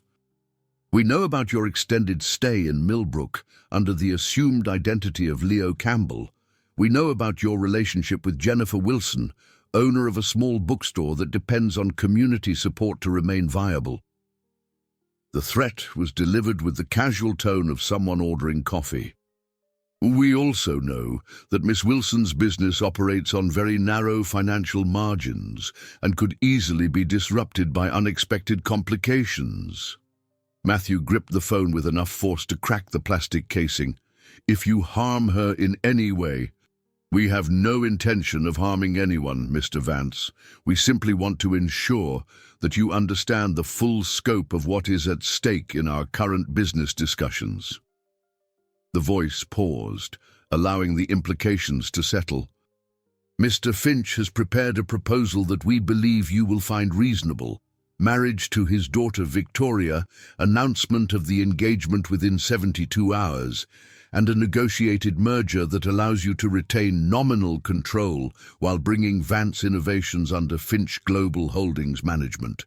And if I refuse, then Miss Wilson and her charming little community may discover that small-town businesses face many unexpected challenges in the modern economy. Property tax reassessments, environmental compliance issues, difficulties with supplier relationships. Nothing illegal, you understand, but quite devastating to local economic stability. Matthew closed his eyes, recognizing that his experiment in authentic love had created exactly the vulnerability Alistair needed to force his compliance. By becoming Leo Campbell, by allowing himself to care about Jennifer Wilson, he had given his enemy a weapon that could destroy everything he valued most. "I need time to consider your proposal." "Of course. You have until tomorrow evening to make your decision. I am sure you will choose wisely." As the line went dead, Matthew stared out his office window at the Manhattan skyline that had once represented the height of his ambitions. 20 floors below, people moved through their daily routines with the easy confidence of those who had never been forced to choose between love and survival, between protecting what they had built and protecting who they loved. He returned to the boardroom, where 22 directors waited for news that would determine the future of the company they had helped him create. Their faces carried the expectation that he would fight Alistair Finch with the same ruthless determination he had brought to every previous challenge, that he would sacrifice whatever was necessary to preserve Vance Innovations. But Matthew was no longer the man who had founded the company 19 years earlier, driven by ambition and the need to prove himself worthy of success. Jennifer Wilson had shown him what it meant to be valued for character rather than achievement, and losing her had taught him that some things were worth protecting even at the cost of everything else. "We are going to fight," Matthew announced to the waiting directors, "but we are going to fight on our terms, using our values as weapons instead of abandoning them for strategic advantage." "What does that mean practically?" David Chen asked. Matthew looked around the table at people who had trusted him with their investments and their professional futures, understanding that what he was about to propose would either save the company or destroy it completely. "It means we are going to expose Alistair Finch as the predator he has always been, even if it costs us everything we have built together." The silence that followed was heavy with the recognition that Matthew Vance was no longer willing to play by the rules that had made him successful, and that the battle for Vance Innovations was about to become something larger and more dangerous than a simple corporate acquisition. 2 days after Matthew's devastating confession, Jennifer found herself unable to concentrate on even the simplest tasks. Books remained unshelved, customer orders went unprocessed, and she discovered herself staring blankly at pages she had read multiple times without absorbing a single word. The familiar rhythms of her shop, usually a source of comfort and structure, felt hollow without the anticipation of Leo Campbell's daily visits. Eleanor arrived that morning carrying tea instead of coffee, a subtle acknowledgement that Jennifer's emotional state required different medicine than her usual caffeine ritual. She settled into her accustomed chair with the patient attention of someone who understood that healing required presence more than advice. "Have you slept at all since Monday?" Eleanor asked gently, noting the dark circles under Jennifer's eyes and the slight tremor in her hands that suggested exhaustion was compounding emotional distress. Not well." Jennifer accepted the tea gratefully, inhaling chamomile and lavender that promised relief she was not sure she could actually achieve. "I keep thinking about all the conversations we had, trying to figure out what was real and what was performance. What conclusion have you reached?" "That maybe the distinction does not matter as much as I thought it did." Jennifer sipped her tea slowly, organizing thoughts that had been circling her mind for 2 sleepless days. If Matthew Vance was performing Leo Campbell, he was performing someone kind and thoughtful and genuinely interested in other people. That suggests those qualities exist inside him, even if he felt they needed to be hidden behind lies. That sounds like the beginning of forgiveness, or the beginning of self-deception. I cannot tell the difference anymore. Jennifer set down her cup with hands that shook slightly, revealing how deeply the confrontation had affected her physical as well as emotional stability. "Eleanor, what if I am just looking for reasons to excuse behavior that hurt me because I do not want to accept that I was completely wrong about someone I was falling in love with? What does your heart tell you about Matthew Vance, separate from what your mind says about his deception?" Jennifer considered the question seriously, trying to access feelings beneath the layers of pain and betrayal. "My heart says he was as surprised by what happened between us as I was. That he came to Millbrook expecting to prove something cynical about human nature and instead discovered something hopeful about himself. And what does that suggest about his capacity for authentic love?" Before Jennifer could respond, the brass bell announced a customer, but instead of a familiar neighbor, a stranger entered, carrying himself with the predatory confidence of someone accustomed to getting what he wanted through intimidation rather than persuasion. He was expensively dressed, but in a way that suggested wealth as weapon rather than simple prosperity. "Miss Wilson, I am James Patterson, representing certain business interests that may affect your community. I wonder if I might have a few minutes of your time." Jennifer felt Eleanor stiffen beside her, both women recognizing immediately that this was not a casual social call. "What kind of business interests?" "Property development, primarily. My clients are always interested in communities with potential for growth, and Millbrook has caught our attention as a location that might benefit from strategic investment." His smile was professionally pleasant, but carried undertones that made Jennifer's skin crawl. "We are not interested in development that would change the character of our town. Of course not. No one wants to lose what makes a place special."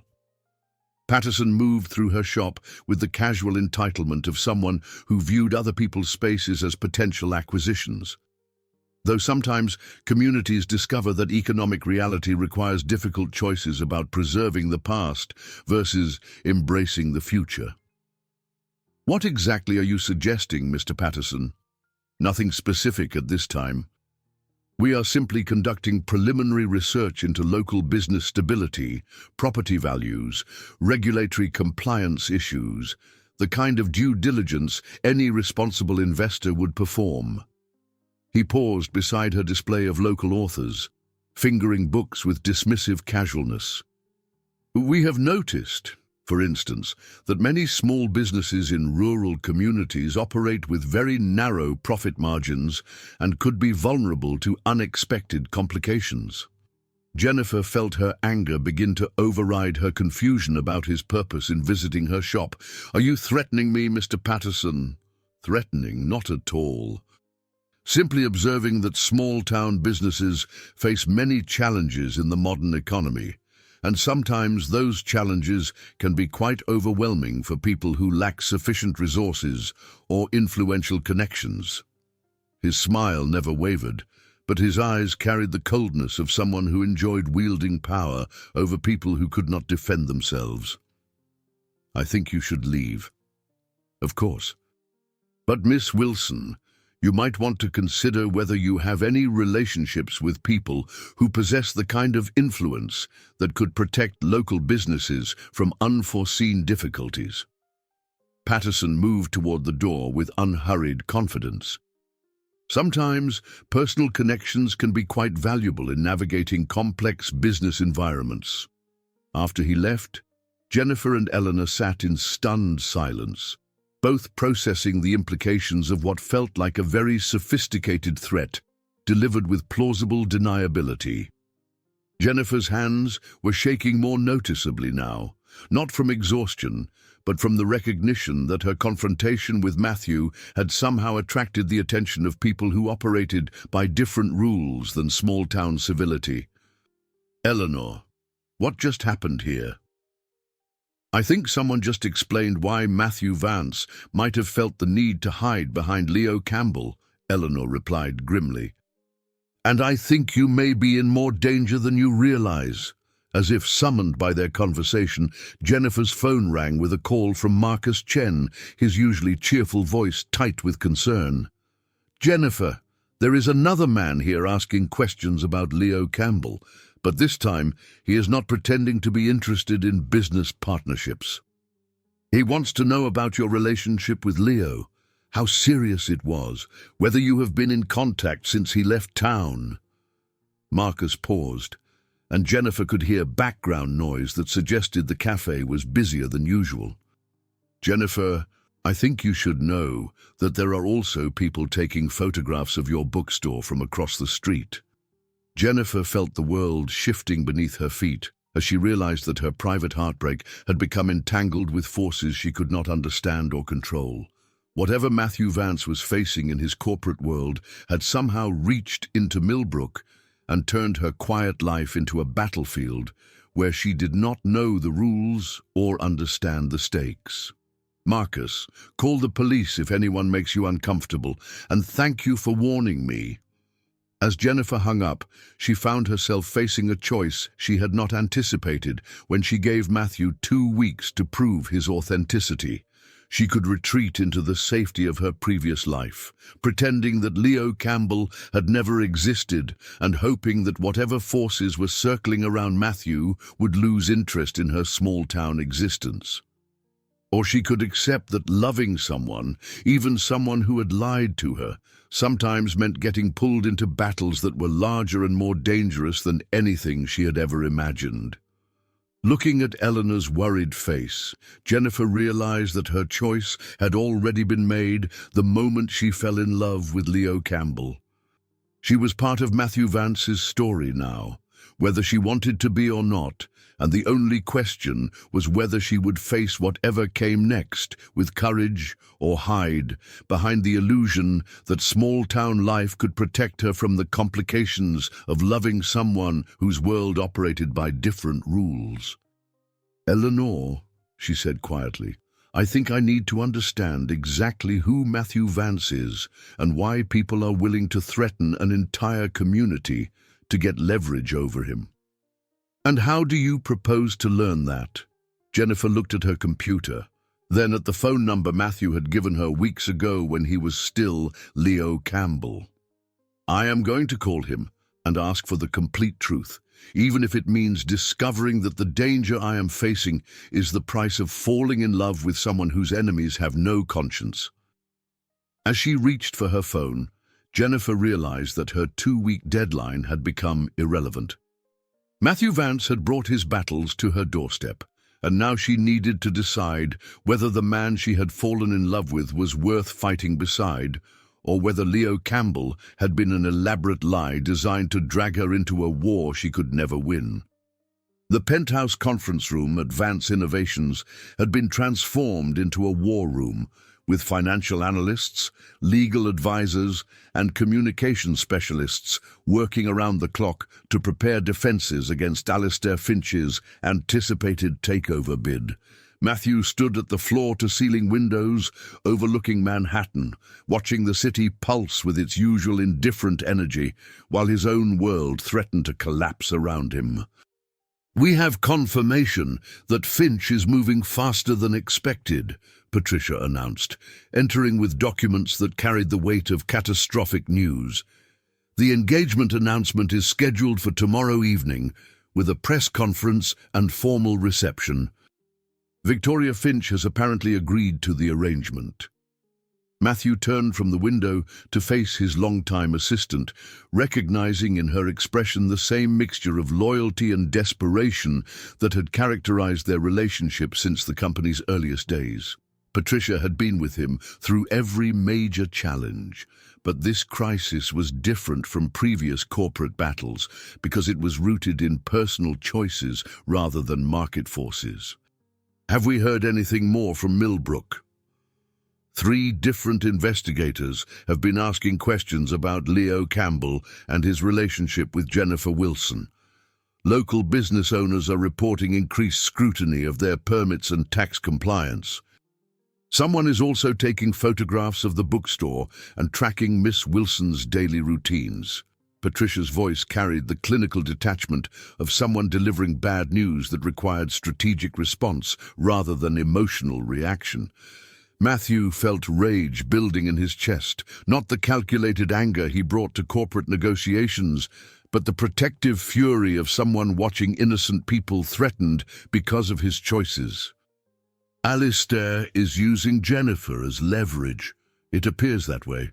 The investigators are not being subtle about their interest in her personal life and business operations. The message seems to be that Miss Wilson's continued prosperity depends on your cooperation with the merger proposal. What about our counter-strategy? Legal has found several potential vulnerabilities in Finch Global Holdings' recent acquisitions. Some environmental violations, possible tax avoidance issues, at least 2 instances where employee safety protocols were ignored to increase profit margins. Patricia handed him a thick folder of documented evidence. If we go public with this information, it could damage Finch's reputation enough to complicate his takeover attempt. Matthew opened the folder, scanning financial records and internal communications that painted a picture of corporate ruthlessness that went far beyond aggressive business practices. Alistair Finch had built his empire by exploiting legal loopholes and regulatory blind spots, treating human cost as acceptable collateral damage in pursuit of greater market share. This is enough to destroy him, probably. But it would also expose us to retaliation that could be quite severe. Finch has resources to drag out legal proceedings for years, and he has already demonstrated willingness to target innocent people. Patricia paused, clearly struggling with the implications of what she was about to say. Matthew, if we declare war on Alistair Finch, there is no guarantee we can protect Miss Wilson or her community from the consequences.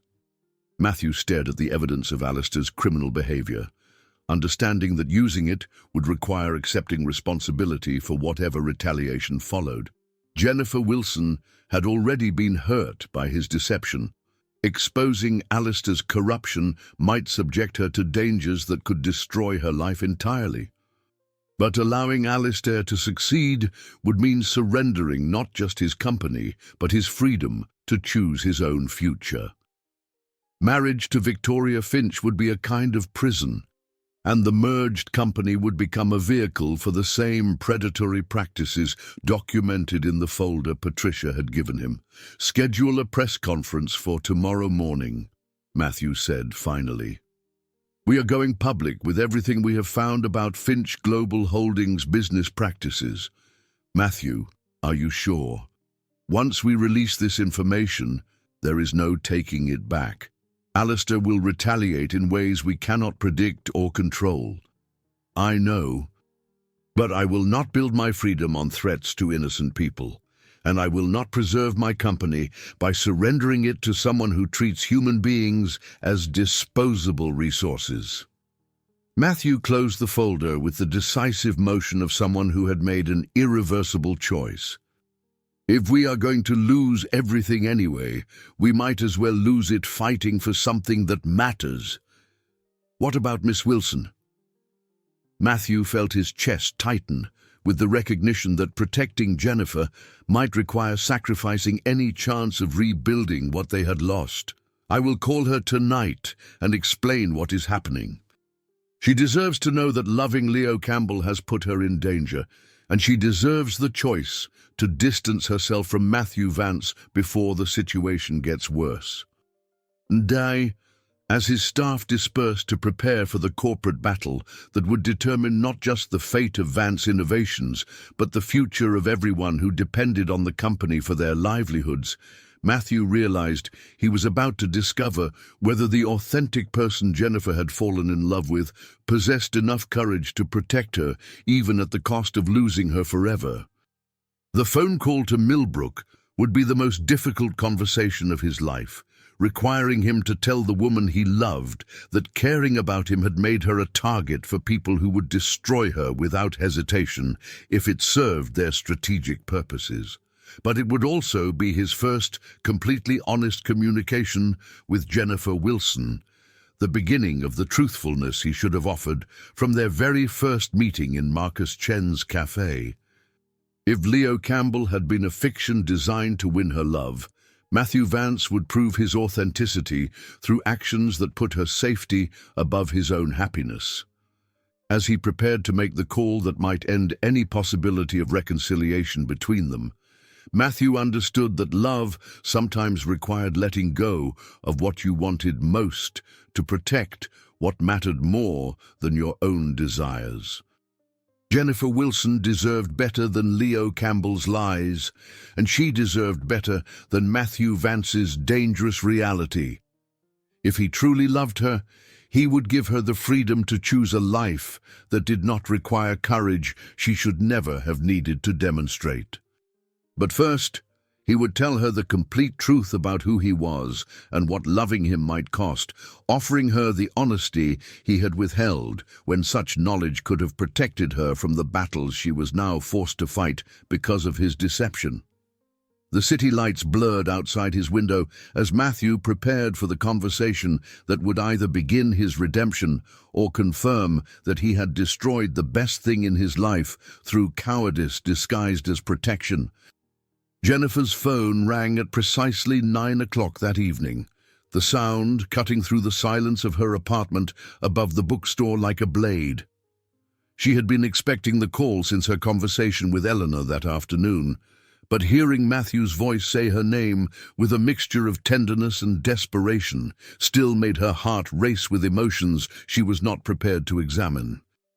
"Jennifer, I need to tell you what is happening, and I need you to listen completely before you decide whether to hang up on me." His voice carried a weight of exhaustion and fear that was entirely different from the careful confidence of Leo Campbell or even the guilt-ridden confession of Matthew Vance. This was someone who had been stripped of all pretense, speaking with the raw honesty of someone who had nothing left to lose. "I am listening.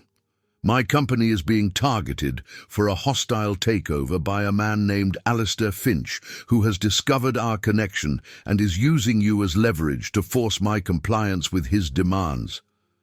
Matthew's words came in a rush, as if he was afraid that pausing would give her opportunity to interrupt.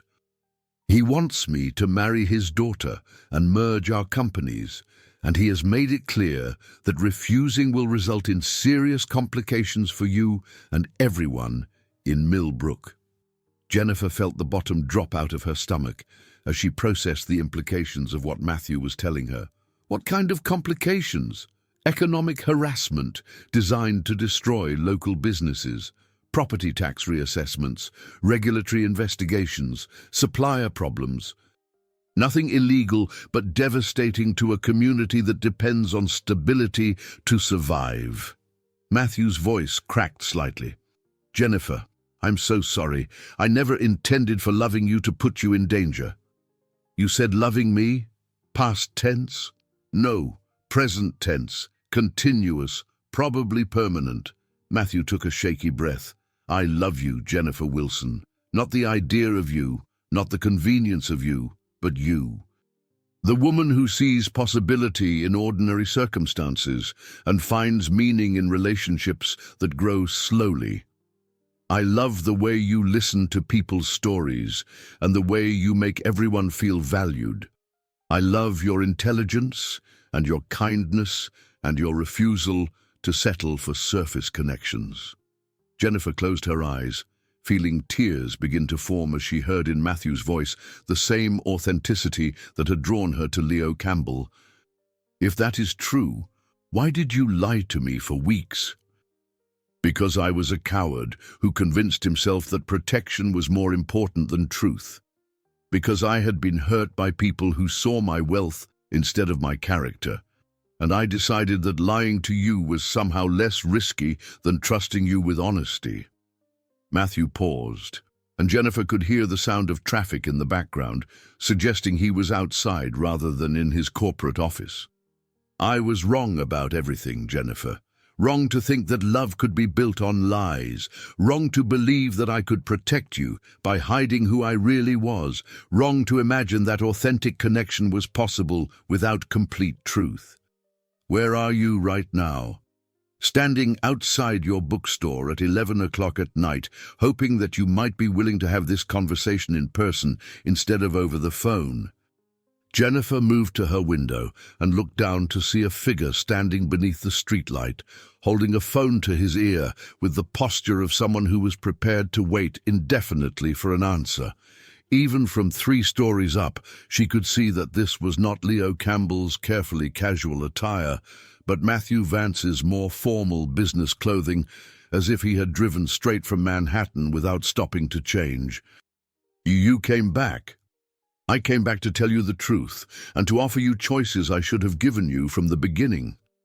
Matthew looked up at her window, and even at that distance Jennifer could see his face clearly in the streetlight. "I came back to tell you that I love you enough to walk away.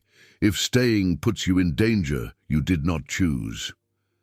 Jennifer felt something shift inside her chest, a recognition that the man standing on the sidewalk below was offering her exactly what she had asked Eleanor about, complete honesty about who he was and what loving him might require. The question was whether she possessed enough courage to accept both the gift and the risk. "Come upstairs," she said quietly. "But Matthew, if you lie to me again about anything, even something small, this conversation ends and you leave Millbrook forever." "I understand." 5 minutes later, Jennifer opened her door to find Matthew Vance standing in her hallway with an expression that was entirely different from any she had seen on Leo Campbell's face. This was someone who had been through corporate warfare and personal reckoning, who looked exhausted but no longer carried the careful guardedness that had characterized his previous persona. "Thank you for seeing me." Jennifer stepped aside to let him enter her small apartment, noting how he moved through her space with the careful respect of someone who understood he was being granted a privilege he had not earned. He looked around at her personal belongings with the kind of attention that suggested genuine interest rather than polite curiosity. "This is exactly what I imagined your home would look like," he said, taking in the shelves of books, the comfortable furniture that prioritized reading over entertaining, the photographs that revealed her connections to family and community. "It feels authentic in a way that most places do not." Authentic. That is an interesting word choice from someone who spent weeks pretending to be someone else. Matthew accepted the criticism without defensiveness, settling into the chair she indicated with the careful movements of someone who was not sure he deserved comfort. "You have every right to question my understanding of authenticity. But Jennifer, being Leo Campbell, taught me something about myself that I had forgotten. I am capable of genuine connection when I stop trying to control other people's responses to me." What does that mean? It means that falling in love with you changed me in ways that have nothing to do with protecting my company or defeating Alistair Finch. It means that even if you decide you cannot forgive me, even if loving me puts you in danger, you should not have to face, "I will never be the same person I was before I met you." Jennifer studied his face, looking for signs of the performance that had characterized Leo Campbell's most emotional moments. But what she saw was someone who had been broken down to essential elements and was rebuilding himself with materials he had never used before. Complete honesty about his limitations and genuine commitment to becoming worthy of trust he had violated. "Matthew, what are you asking from me?" "Nothing. I am offering you choices. You can ask me to leave and never contact you again, and I will respect that decision completely.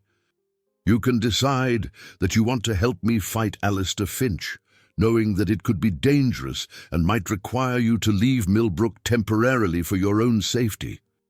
Or you can choose something in between, some level of connection that feels safe for you, while I try to prove that Matthew Vance is capable of the authenticity you deserve."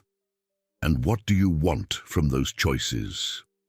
Matthew met her eyes with the direct honesty she had been hoping to see since their confrontation in the bookstore. I want the chance to love you as myself instead of as someone I created to manipulate your feelings. I want to discover whether the connection we shared was real enough to survive complete truth between us. But mostly, Jennifer, I want you to be safe and happy, even if that means I cannot be part of your life. As Jennifer looked into Matthew's face and heard in his voice the same qualities that had drawn her to Leo Campbell, she realized that Eleanor had been right about the difference between cruelty and cowardice. Matthew had not lied to hurt her, but to protect himself from the vulnerability that authentic love required. The question was whether he had learned enough from the consequences of his deception to risk that vulnerability now. I need time to think about this, she said finally. Of course. But Jennifer, whatever you decide, I need you to know that tomorrow I am going public with evidence that will probably destroy Alistair Finch's reputation, but will also make him extremely dangerous to anyone he perceives as being connected to me. What kind of evidence? Environmental violations, tax fraud, employee safety negligence. Enough criminal behavior to end his corporate career and possibly send him to prison. Matthew stood to leave, moving toward her door with the reluctant acceptance of someone who understood that love sometimes required patience rather than urgency. I am telling you this because you deserve to make informed decisions about your safety. As Matthew reached her door, Jennifer felt herself facing the same choice she had contemplated earlier: retreat into the safety of her previous life, or accept that loving someone sometimes meant joining battles larger than anything she had previously imagined. "Matthew," she called as he reached for the doorknob. "Yes. When you expose Alistair Finch tomorrow, you are going to need someone who believes in the person you are trying to become, rather than the person you used to be." Matthew turned back to her with an expression of hope, so vulnerable it made her chest ache with protective instincts she had not known she possessed. "Are you saying you might be willing to be that person?" "I am saying that Leo Campbell taught me what it feels like to be loved authentically, and Matthew Vance might be capable of learning how to offer that kind of love in return." Jennifer opened her door wider, gesturing him back into her apartment. "I am saying that if we are both going to be in danger anyway, we might as well face it together." As Matthew stepped back across her threshold, Jennifer realized that she was choosing courage over safety, partnership over self-protection, and the possibility of authentic love over the certainty of loneliness. It was the kind of choice that would define the rest of her life, but looking into Matthew's eyes, she could not imagine making any other decision. The battle for their future was about to begin, but for the first time since their confrontation in her bookstore, Jennifer believed that the man she had fallen in love with might actually exist, and that he might be worth fighting beside rather than simply fighting for. 6 months later, the spring sun streamed through the windows of Pages and Poetry Bookshop with the golden warmth that promised new beginnings and second chances. Jennifer moved through her morning routine with the same satisfaction she had always found in preparing her shop for another day. But there was a lightness to her movements that had been absent during the long winter of corporate battles and personal rebuilding. The brass bell chimed as Eleanor entered with her characteristic punctuality, but instead of settling into her usual chair, she paused to examine the new display near the front window. A collection of books about transformation, resilience, and the courage required to rebuild trust after betrayal. "Interesting theme for the spring selection," Eleanor observed, accepting the coffee Jennifer offered with the grateful acknowledgement of shared ritual. "Are these recommendations based on personal experience or professional intuition?" "Both, I think." Jennifer arranged the morning's new arrivals with the careful attention that had always characterized her work. But now she moved with the confidence of someone who had survived challenges that had tested every aspect of her character. I have learned that the most valuable stories are often about people discovering who they really are when everything familiar gets stripped away. The past 6 months had been unlike anything Jennifer had experienced in her carefully ordered life. Matthew's decision to expose Alastair Finch's criminal activities had triggered a series of events that transformed him from successful CEO to unemployed whistleblower, from billionaire to someone rebuilding his life with nothing but integrity and determination. Alastair Finch was serving 18 months in federal prison for environmental crimes and tax evasion. Victoria Finch had used her father's downfall as an opportunity to establish her independence, moving to California to start an environmental consulting firm that helped companies adopt sustainable practices. Vance Innovations had been acquired by a consortium of employee investors who maintained Matthew's vision while removing him from operational control. And Matthew Vance had returned to Millbrook 3 months ago, not as Leo Campbell, the struggling artist, or Matthew Vance, the powerful CEO, but as someone who had learned to value authentic relationships over professional achievement. "How is he adjusting to small-town life?" Eleanor asked with the gentle curiosity of someone who had watched their relationship rebuild itself on a foundation of complete honesty. "Better than I expected, actually.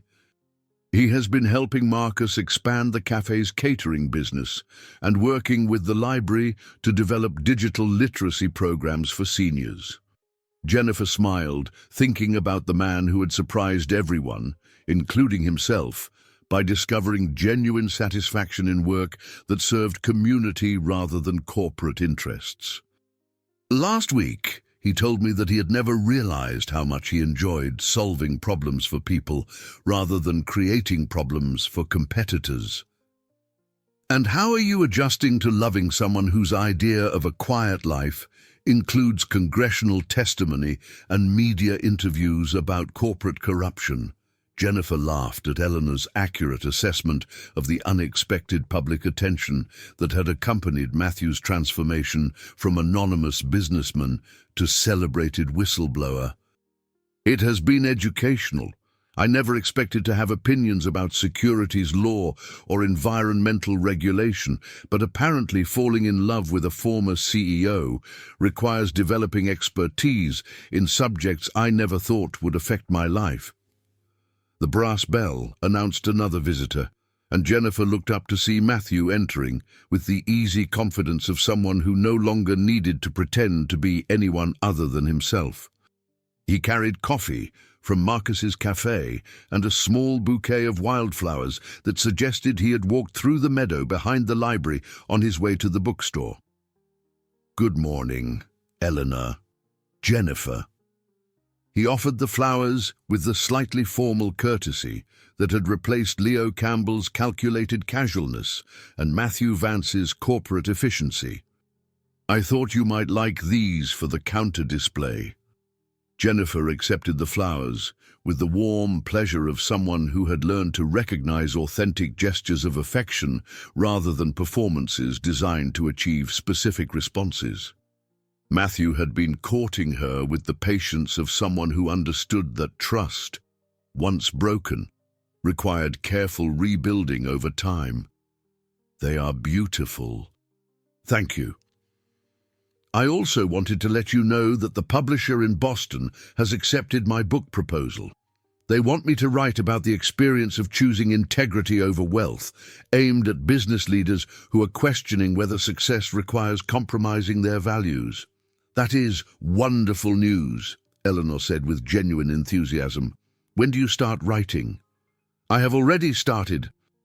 The working title is The Truth Behind the Lie, What I Learned About Authentic Success." Matthew paused, glancing at Jennifer with the slight uncertainty that still characterized his most important communications with her. "Actually, I wanted to ask if you would consider co-authoring the final chapter with me. The publisher thinks readers would benefit from hearing about forgiveness and rebuilding trust from both perspectives. Jennifer felt her heart skip as she processed the implications of Matthew's request. Writing together would require examining their relationship with the kind of analytical honesty that could be either healing or devastating, depending on what they discovered about themselves in the process. What would the chapter be about? About learning that authentic love requires authentic people, and that becoming authentic sometimes means acknowledging mistakes so fundamental that they require rebuilding yourself from scratch. Matthew's voice carried the vulnerability of someone offering his deepest insights without knowing whether they would be accepted or rejected. About the difference between loving someone and loving the idea of someone, and about having the courage to choose truth even when lies seem safer. Jennifer looked at Matthew's face and saw someone who had learned to value honesty above comfort, community service above corporate achievement, and genuine connection above strategic advantage. The man standing in her bookstore was not Leo Campbell's careful performance or Matthew Vance's polished success, but someone who had discovered his authentic self through the process of losing everything he had thought defined him. "I would be honored to write that chapter with you," she said, meaning it completely. As Eleanor observed their interaction with the satisfied expression of someone who had watched love survive challenges that could have destroyed it, Jennifer realized that her story with Matthew had become exactly the kind of transformation narrative she had always found most compelling in literature, the journey of two people discovering that authentic connection was possible when both individuals possessed the courage to be completely honest about who they were and what they wanted from life. The brass bell chimed again as the first customers of the day began arriving, drawn to pages and poetry by the same combination of community connection and literary discovery that had always made the bookstore a gathering place for people seeking something more meaningful than simple transactions.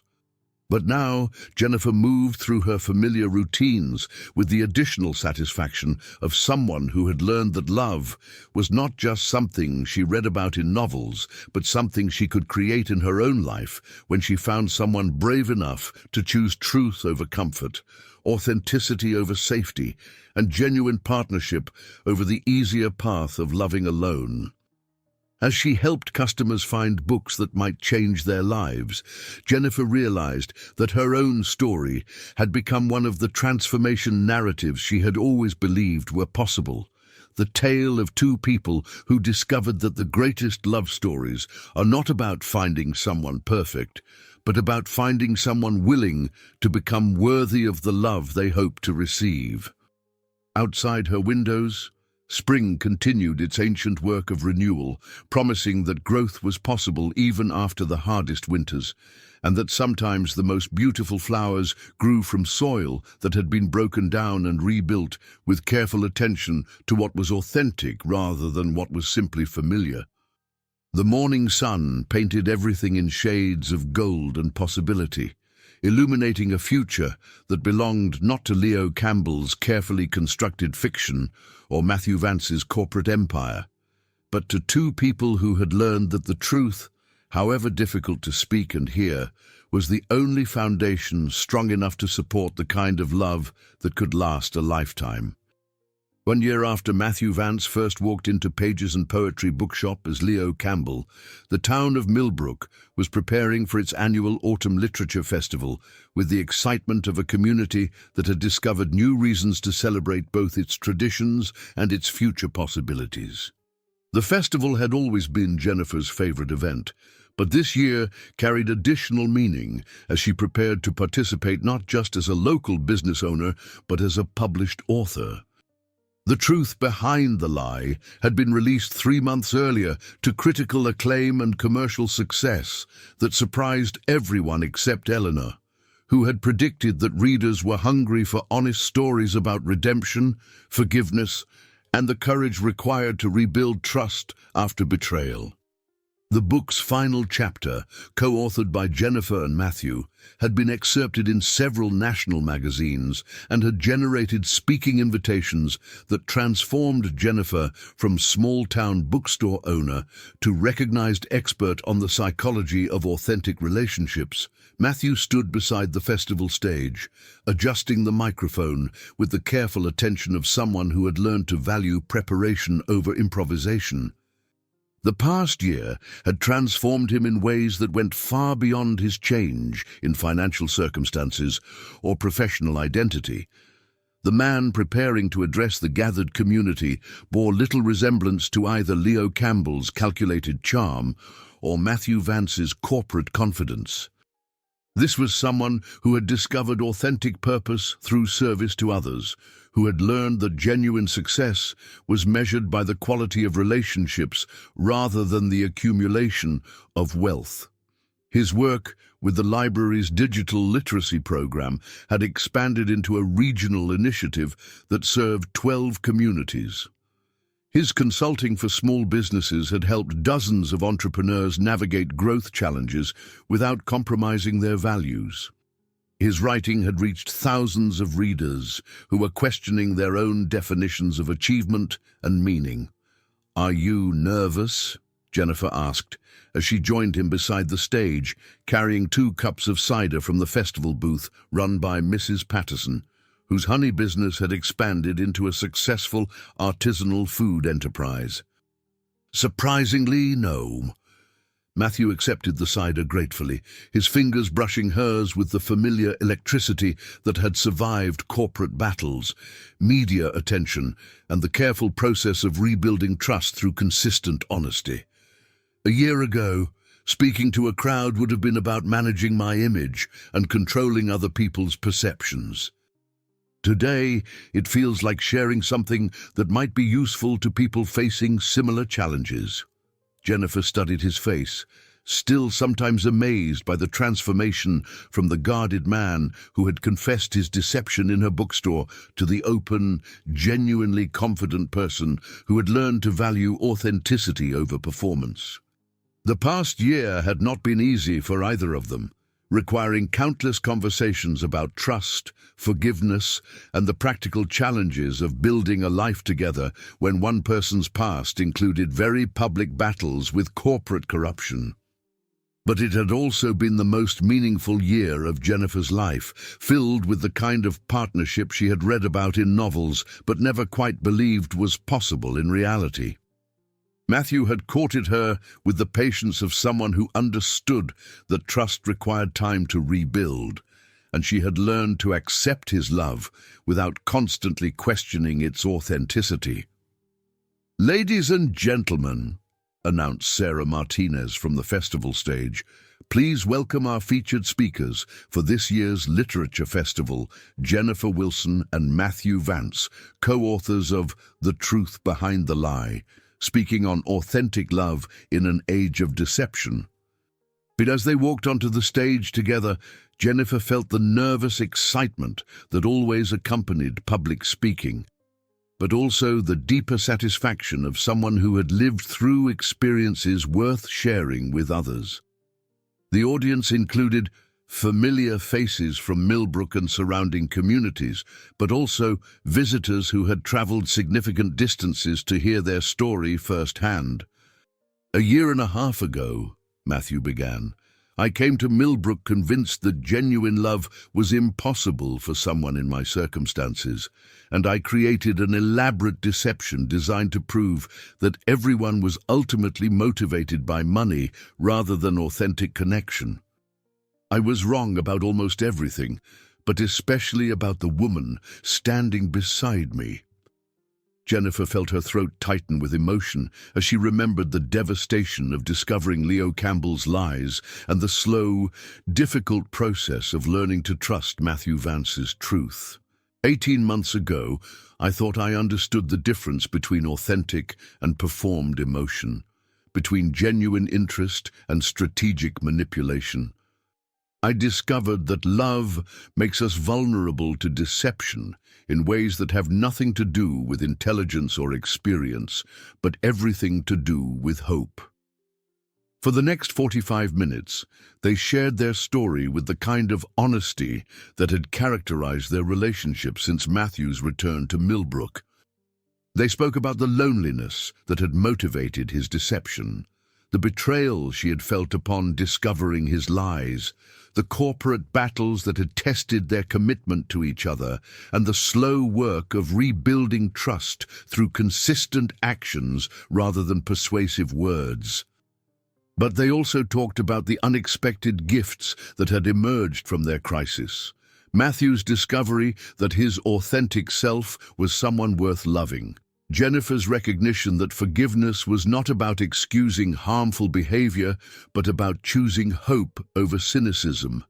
And their shared understanding that the strongest relationships were built on truth-telling rather than conflict avoidance.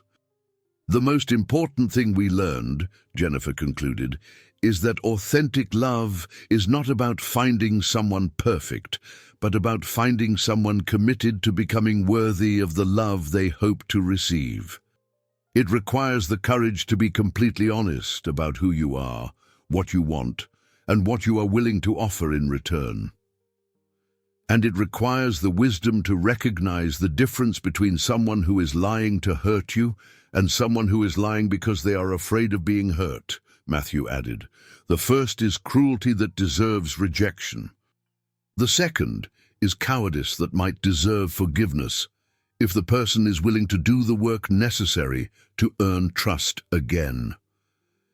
As the audience responded with enthusiastic applause, Jennifer realized that their story had become something larger than a personal narrative of redemption and reconciliation. It had become a testament to the possibility that people could change, that love could survive deception if both individuals possessed the courage to choose truth over comfort, and that authentic connection was worth the vulnerability required to create and sustain it.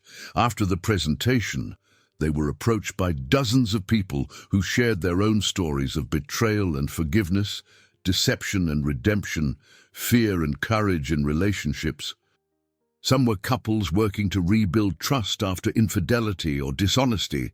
Others were individuals questioning whether they possessed the courage to be authentic in relationships that had been built on carefully managed images. But all of them seemed to find hope in the possibility that Jennifer and Matthew represented, that love could transcend the mistakes that seemed to make it impossible, that authentic connection could emerge from the ashes of deception, and that sometimes the greatest love stories were about people who learned to become worthy of each other rather than simply finding each other. As the afternoon sun began its descent toward the western hills, painting the festival grounds in shades of copper and gold that rivaled the surrounding autumn foliage, Matthew took Jennifer's hand with the gentle confidence of someone who no longer needed to question whether his affection was welcome.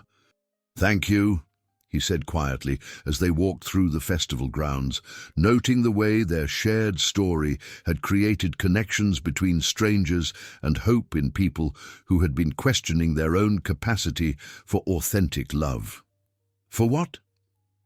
"For giving me the chance to become someone worthy of loving you, for choosing courage over safety when it would have been easier to protect yourself from further hurt, for showing me that authentic success is not about what you achieve, but about who you become in the process of achieving it." Jennifer stopped walking and turned to face him fully, struck by the recognition that the man standing before her bore no resemblance to either Leo Campbell or the Matthew Vance who had created that deception.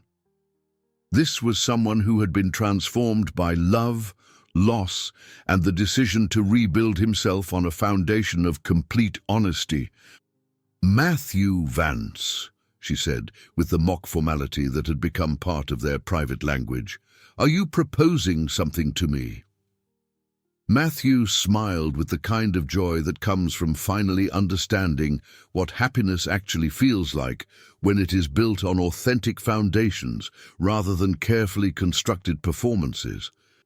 "Jennifer Wilson, I'm proposing that we spend the rest of our lives discovering what authentic love looks like when both people are brave enough to be completely honest about who they are and what they want from each other.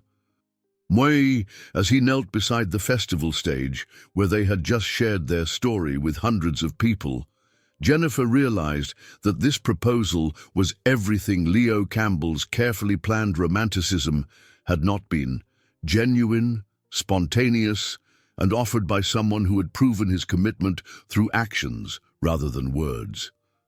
"Yes," she said through tears of happiness that had nothing to do with public performance and everything to do with the recognition that she was being offered exactly what she had always hoped love could be: a partnership based on truth, sustained by mutual respect, and deepened by shared commitment to becoming worthy of each other's trust.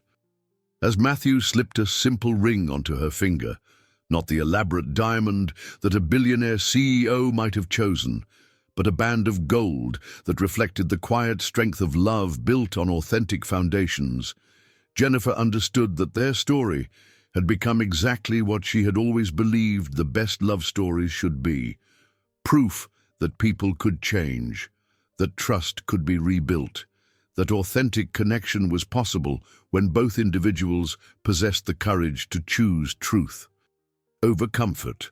The festival continued around them with the joyful energy of a community celebrating both its traditions and its future possibilities. But Jennifer and Matthew existed in their own world of shared understanding and mutual commitment, surrounded by people who had witnessed not just their engagement, but their transformation from two individuals afraid of authentic love into partners ready to create a life built on complete honesty and genuine partnership. As the autumn sun painted everything in shades of gold and promise, Jennifer realized that sometimes the greatest love stories are not about perfect people finding each other, but about imperfect people choosing to become worthy of the love they hope to share. The truth behind their lie had become something more beautiful than either of them had imagined possible: authentic love that had survived deception and emerged stronger for having been tested by complete honesty about who they were and what they were willing to offer each other. I hope you enjoyed today's story. Subscribe to the channel so you don't miss more stories like this. Leave a like and comment below what you thought of the story. See you in the next video.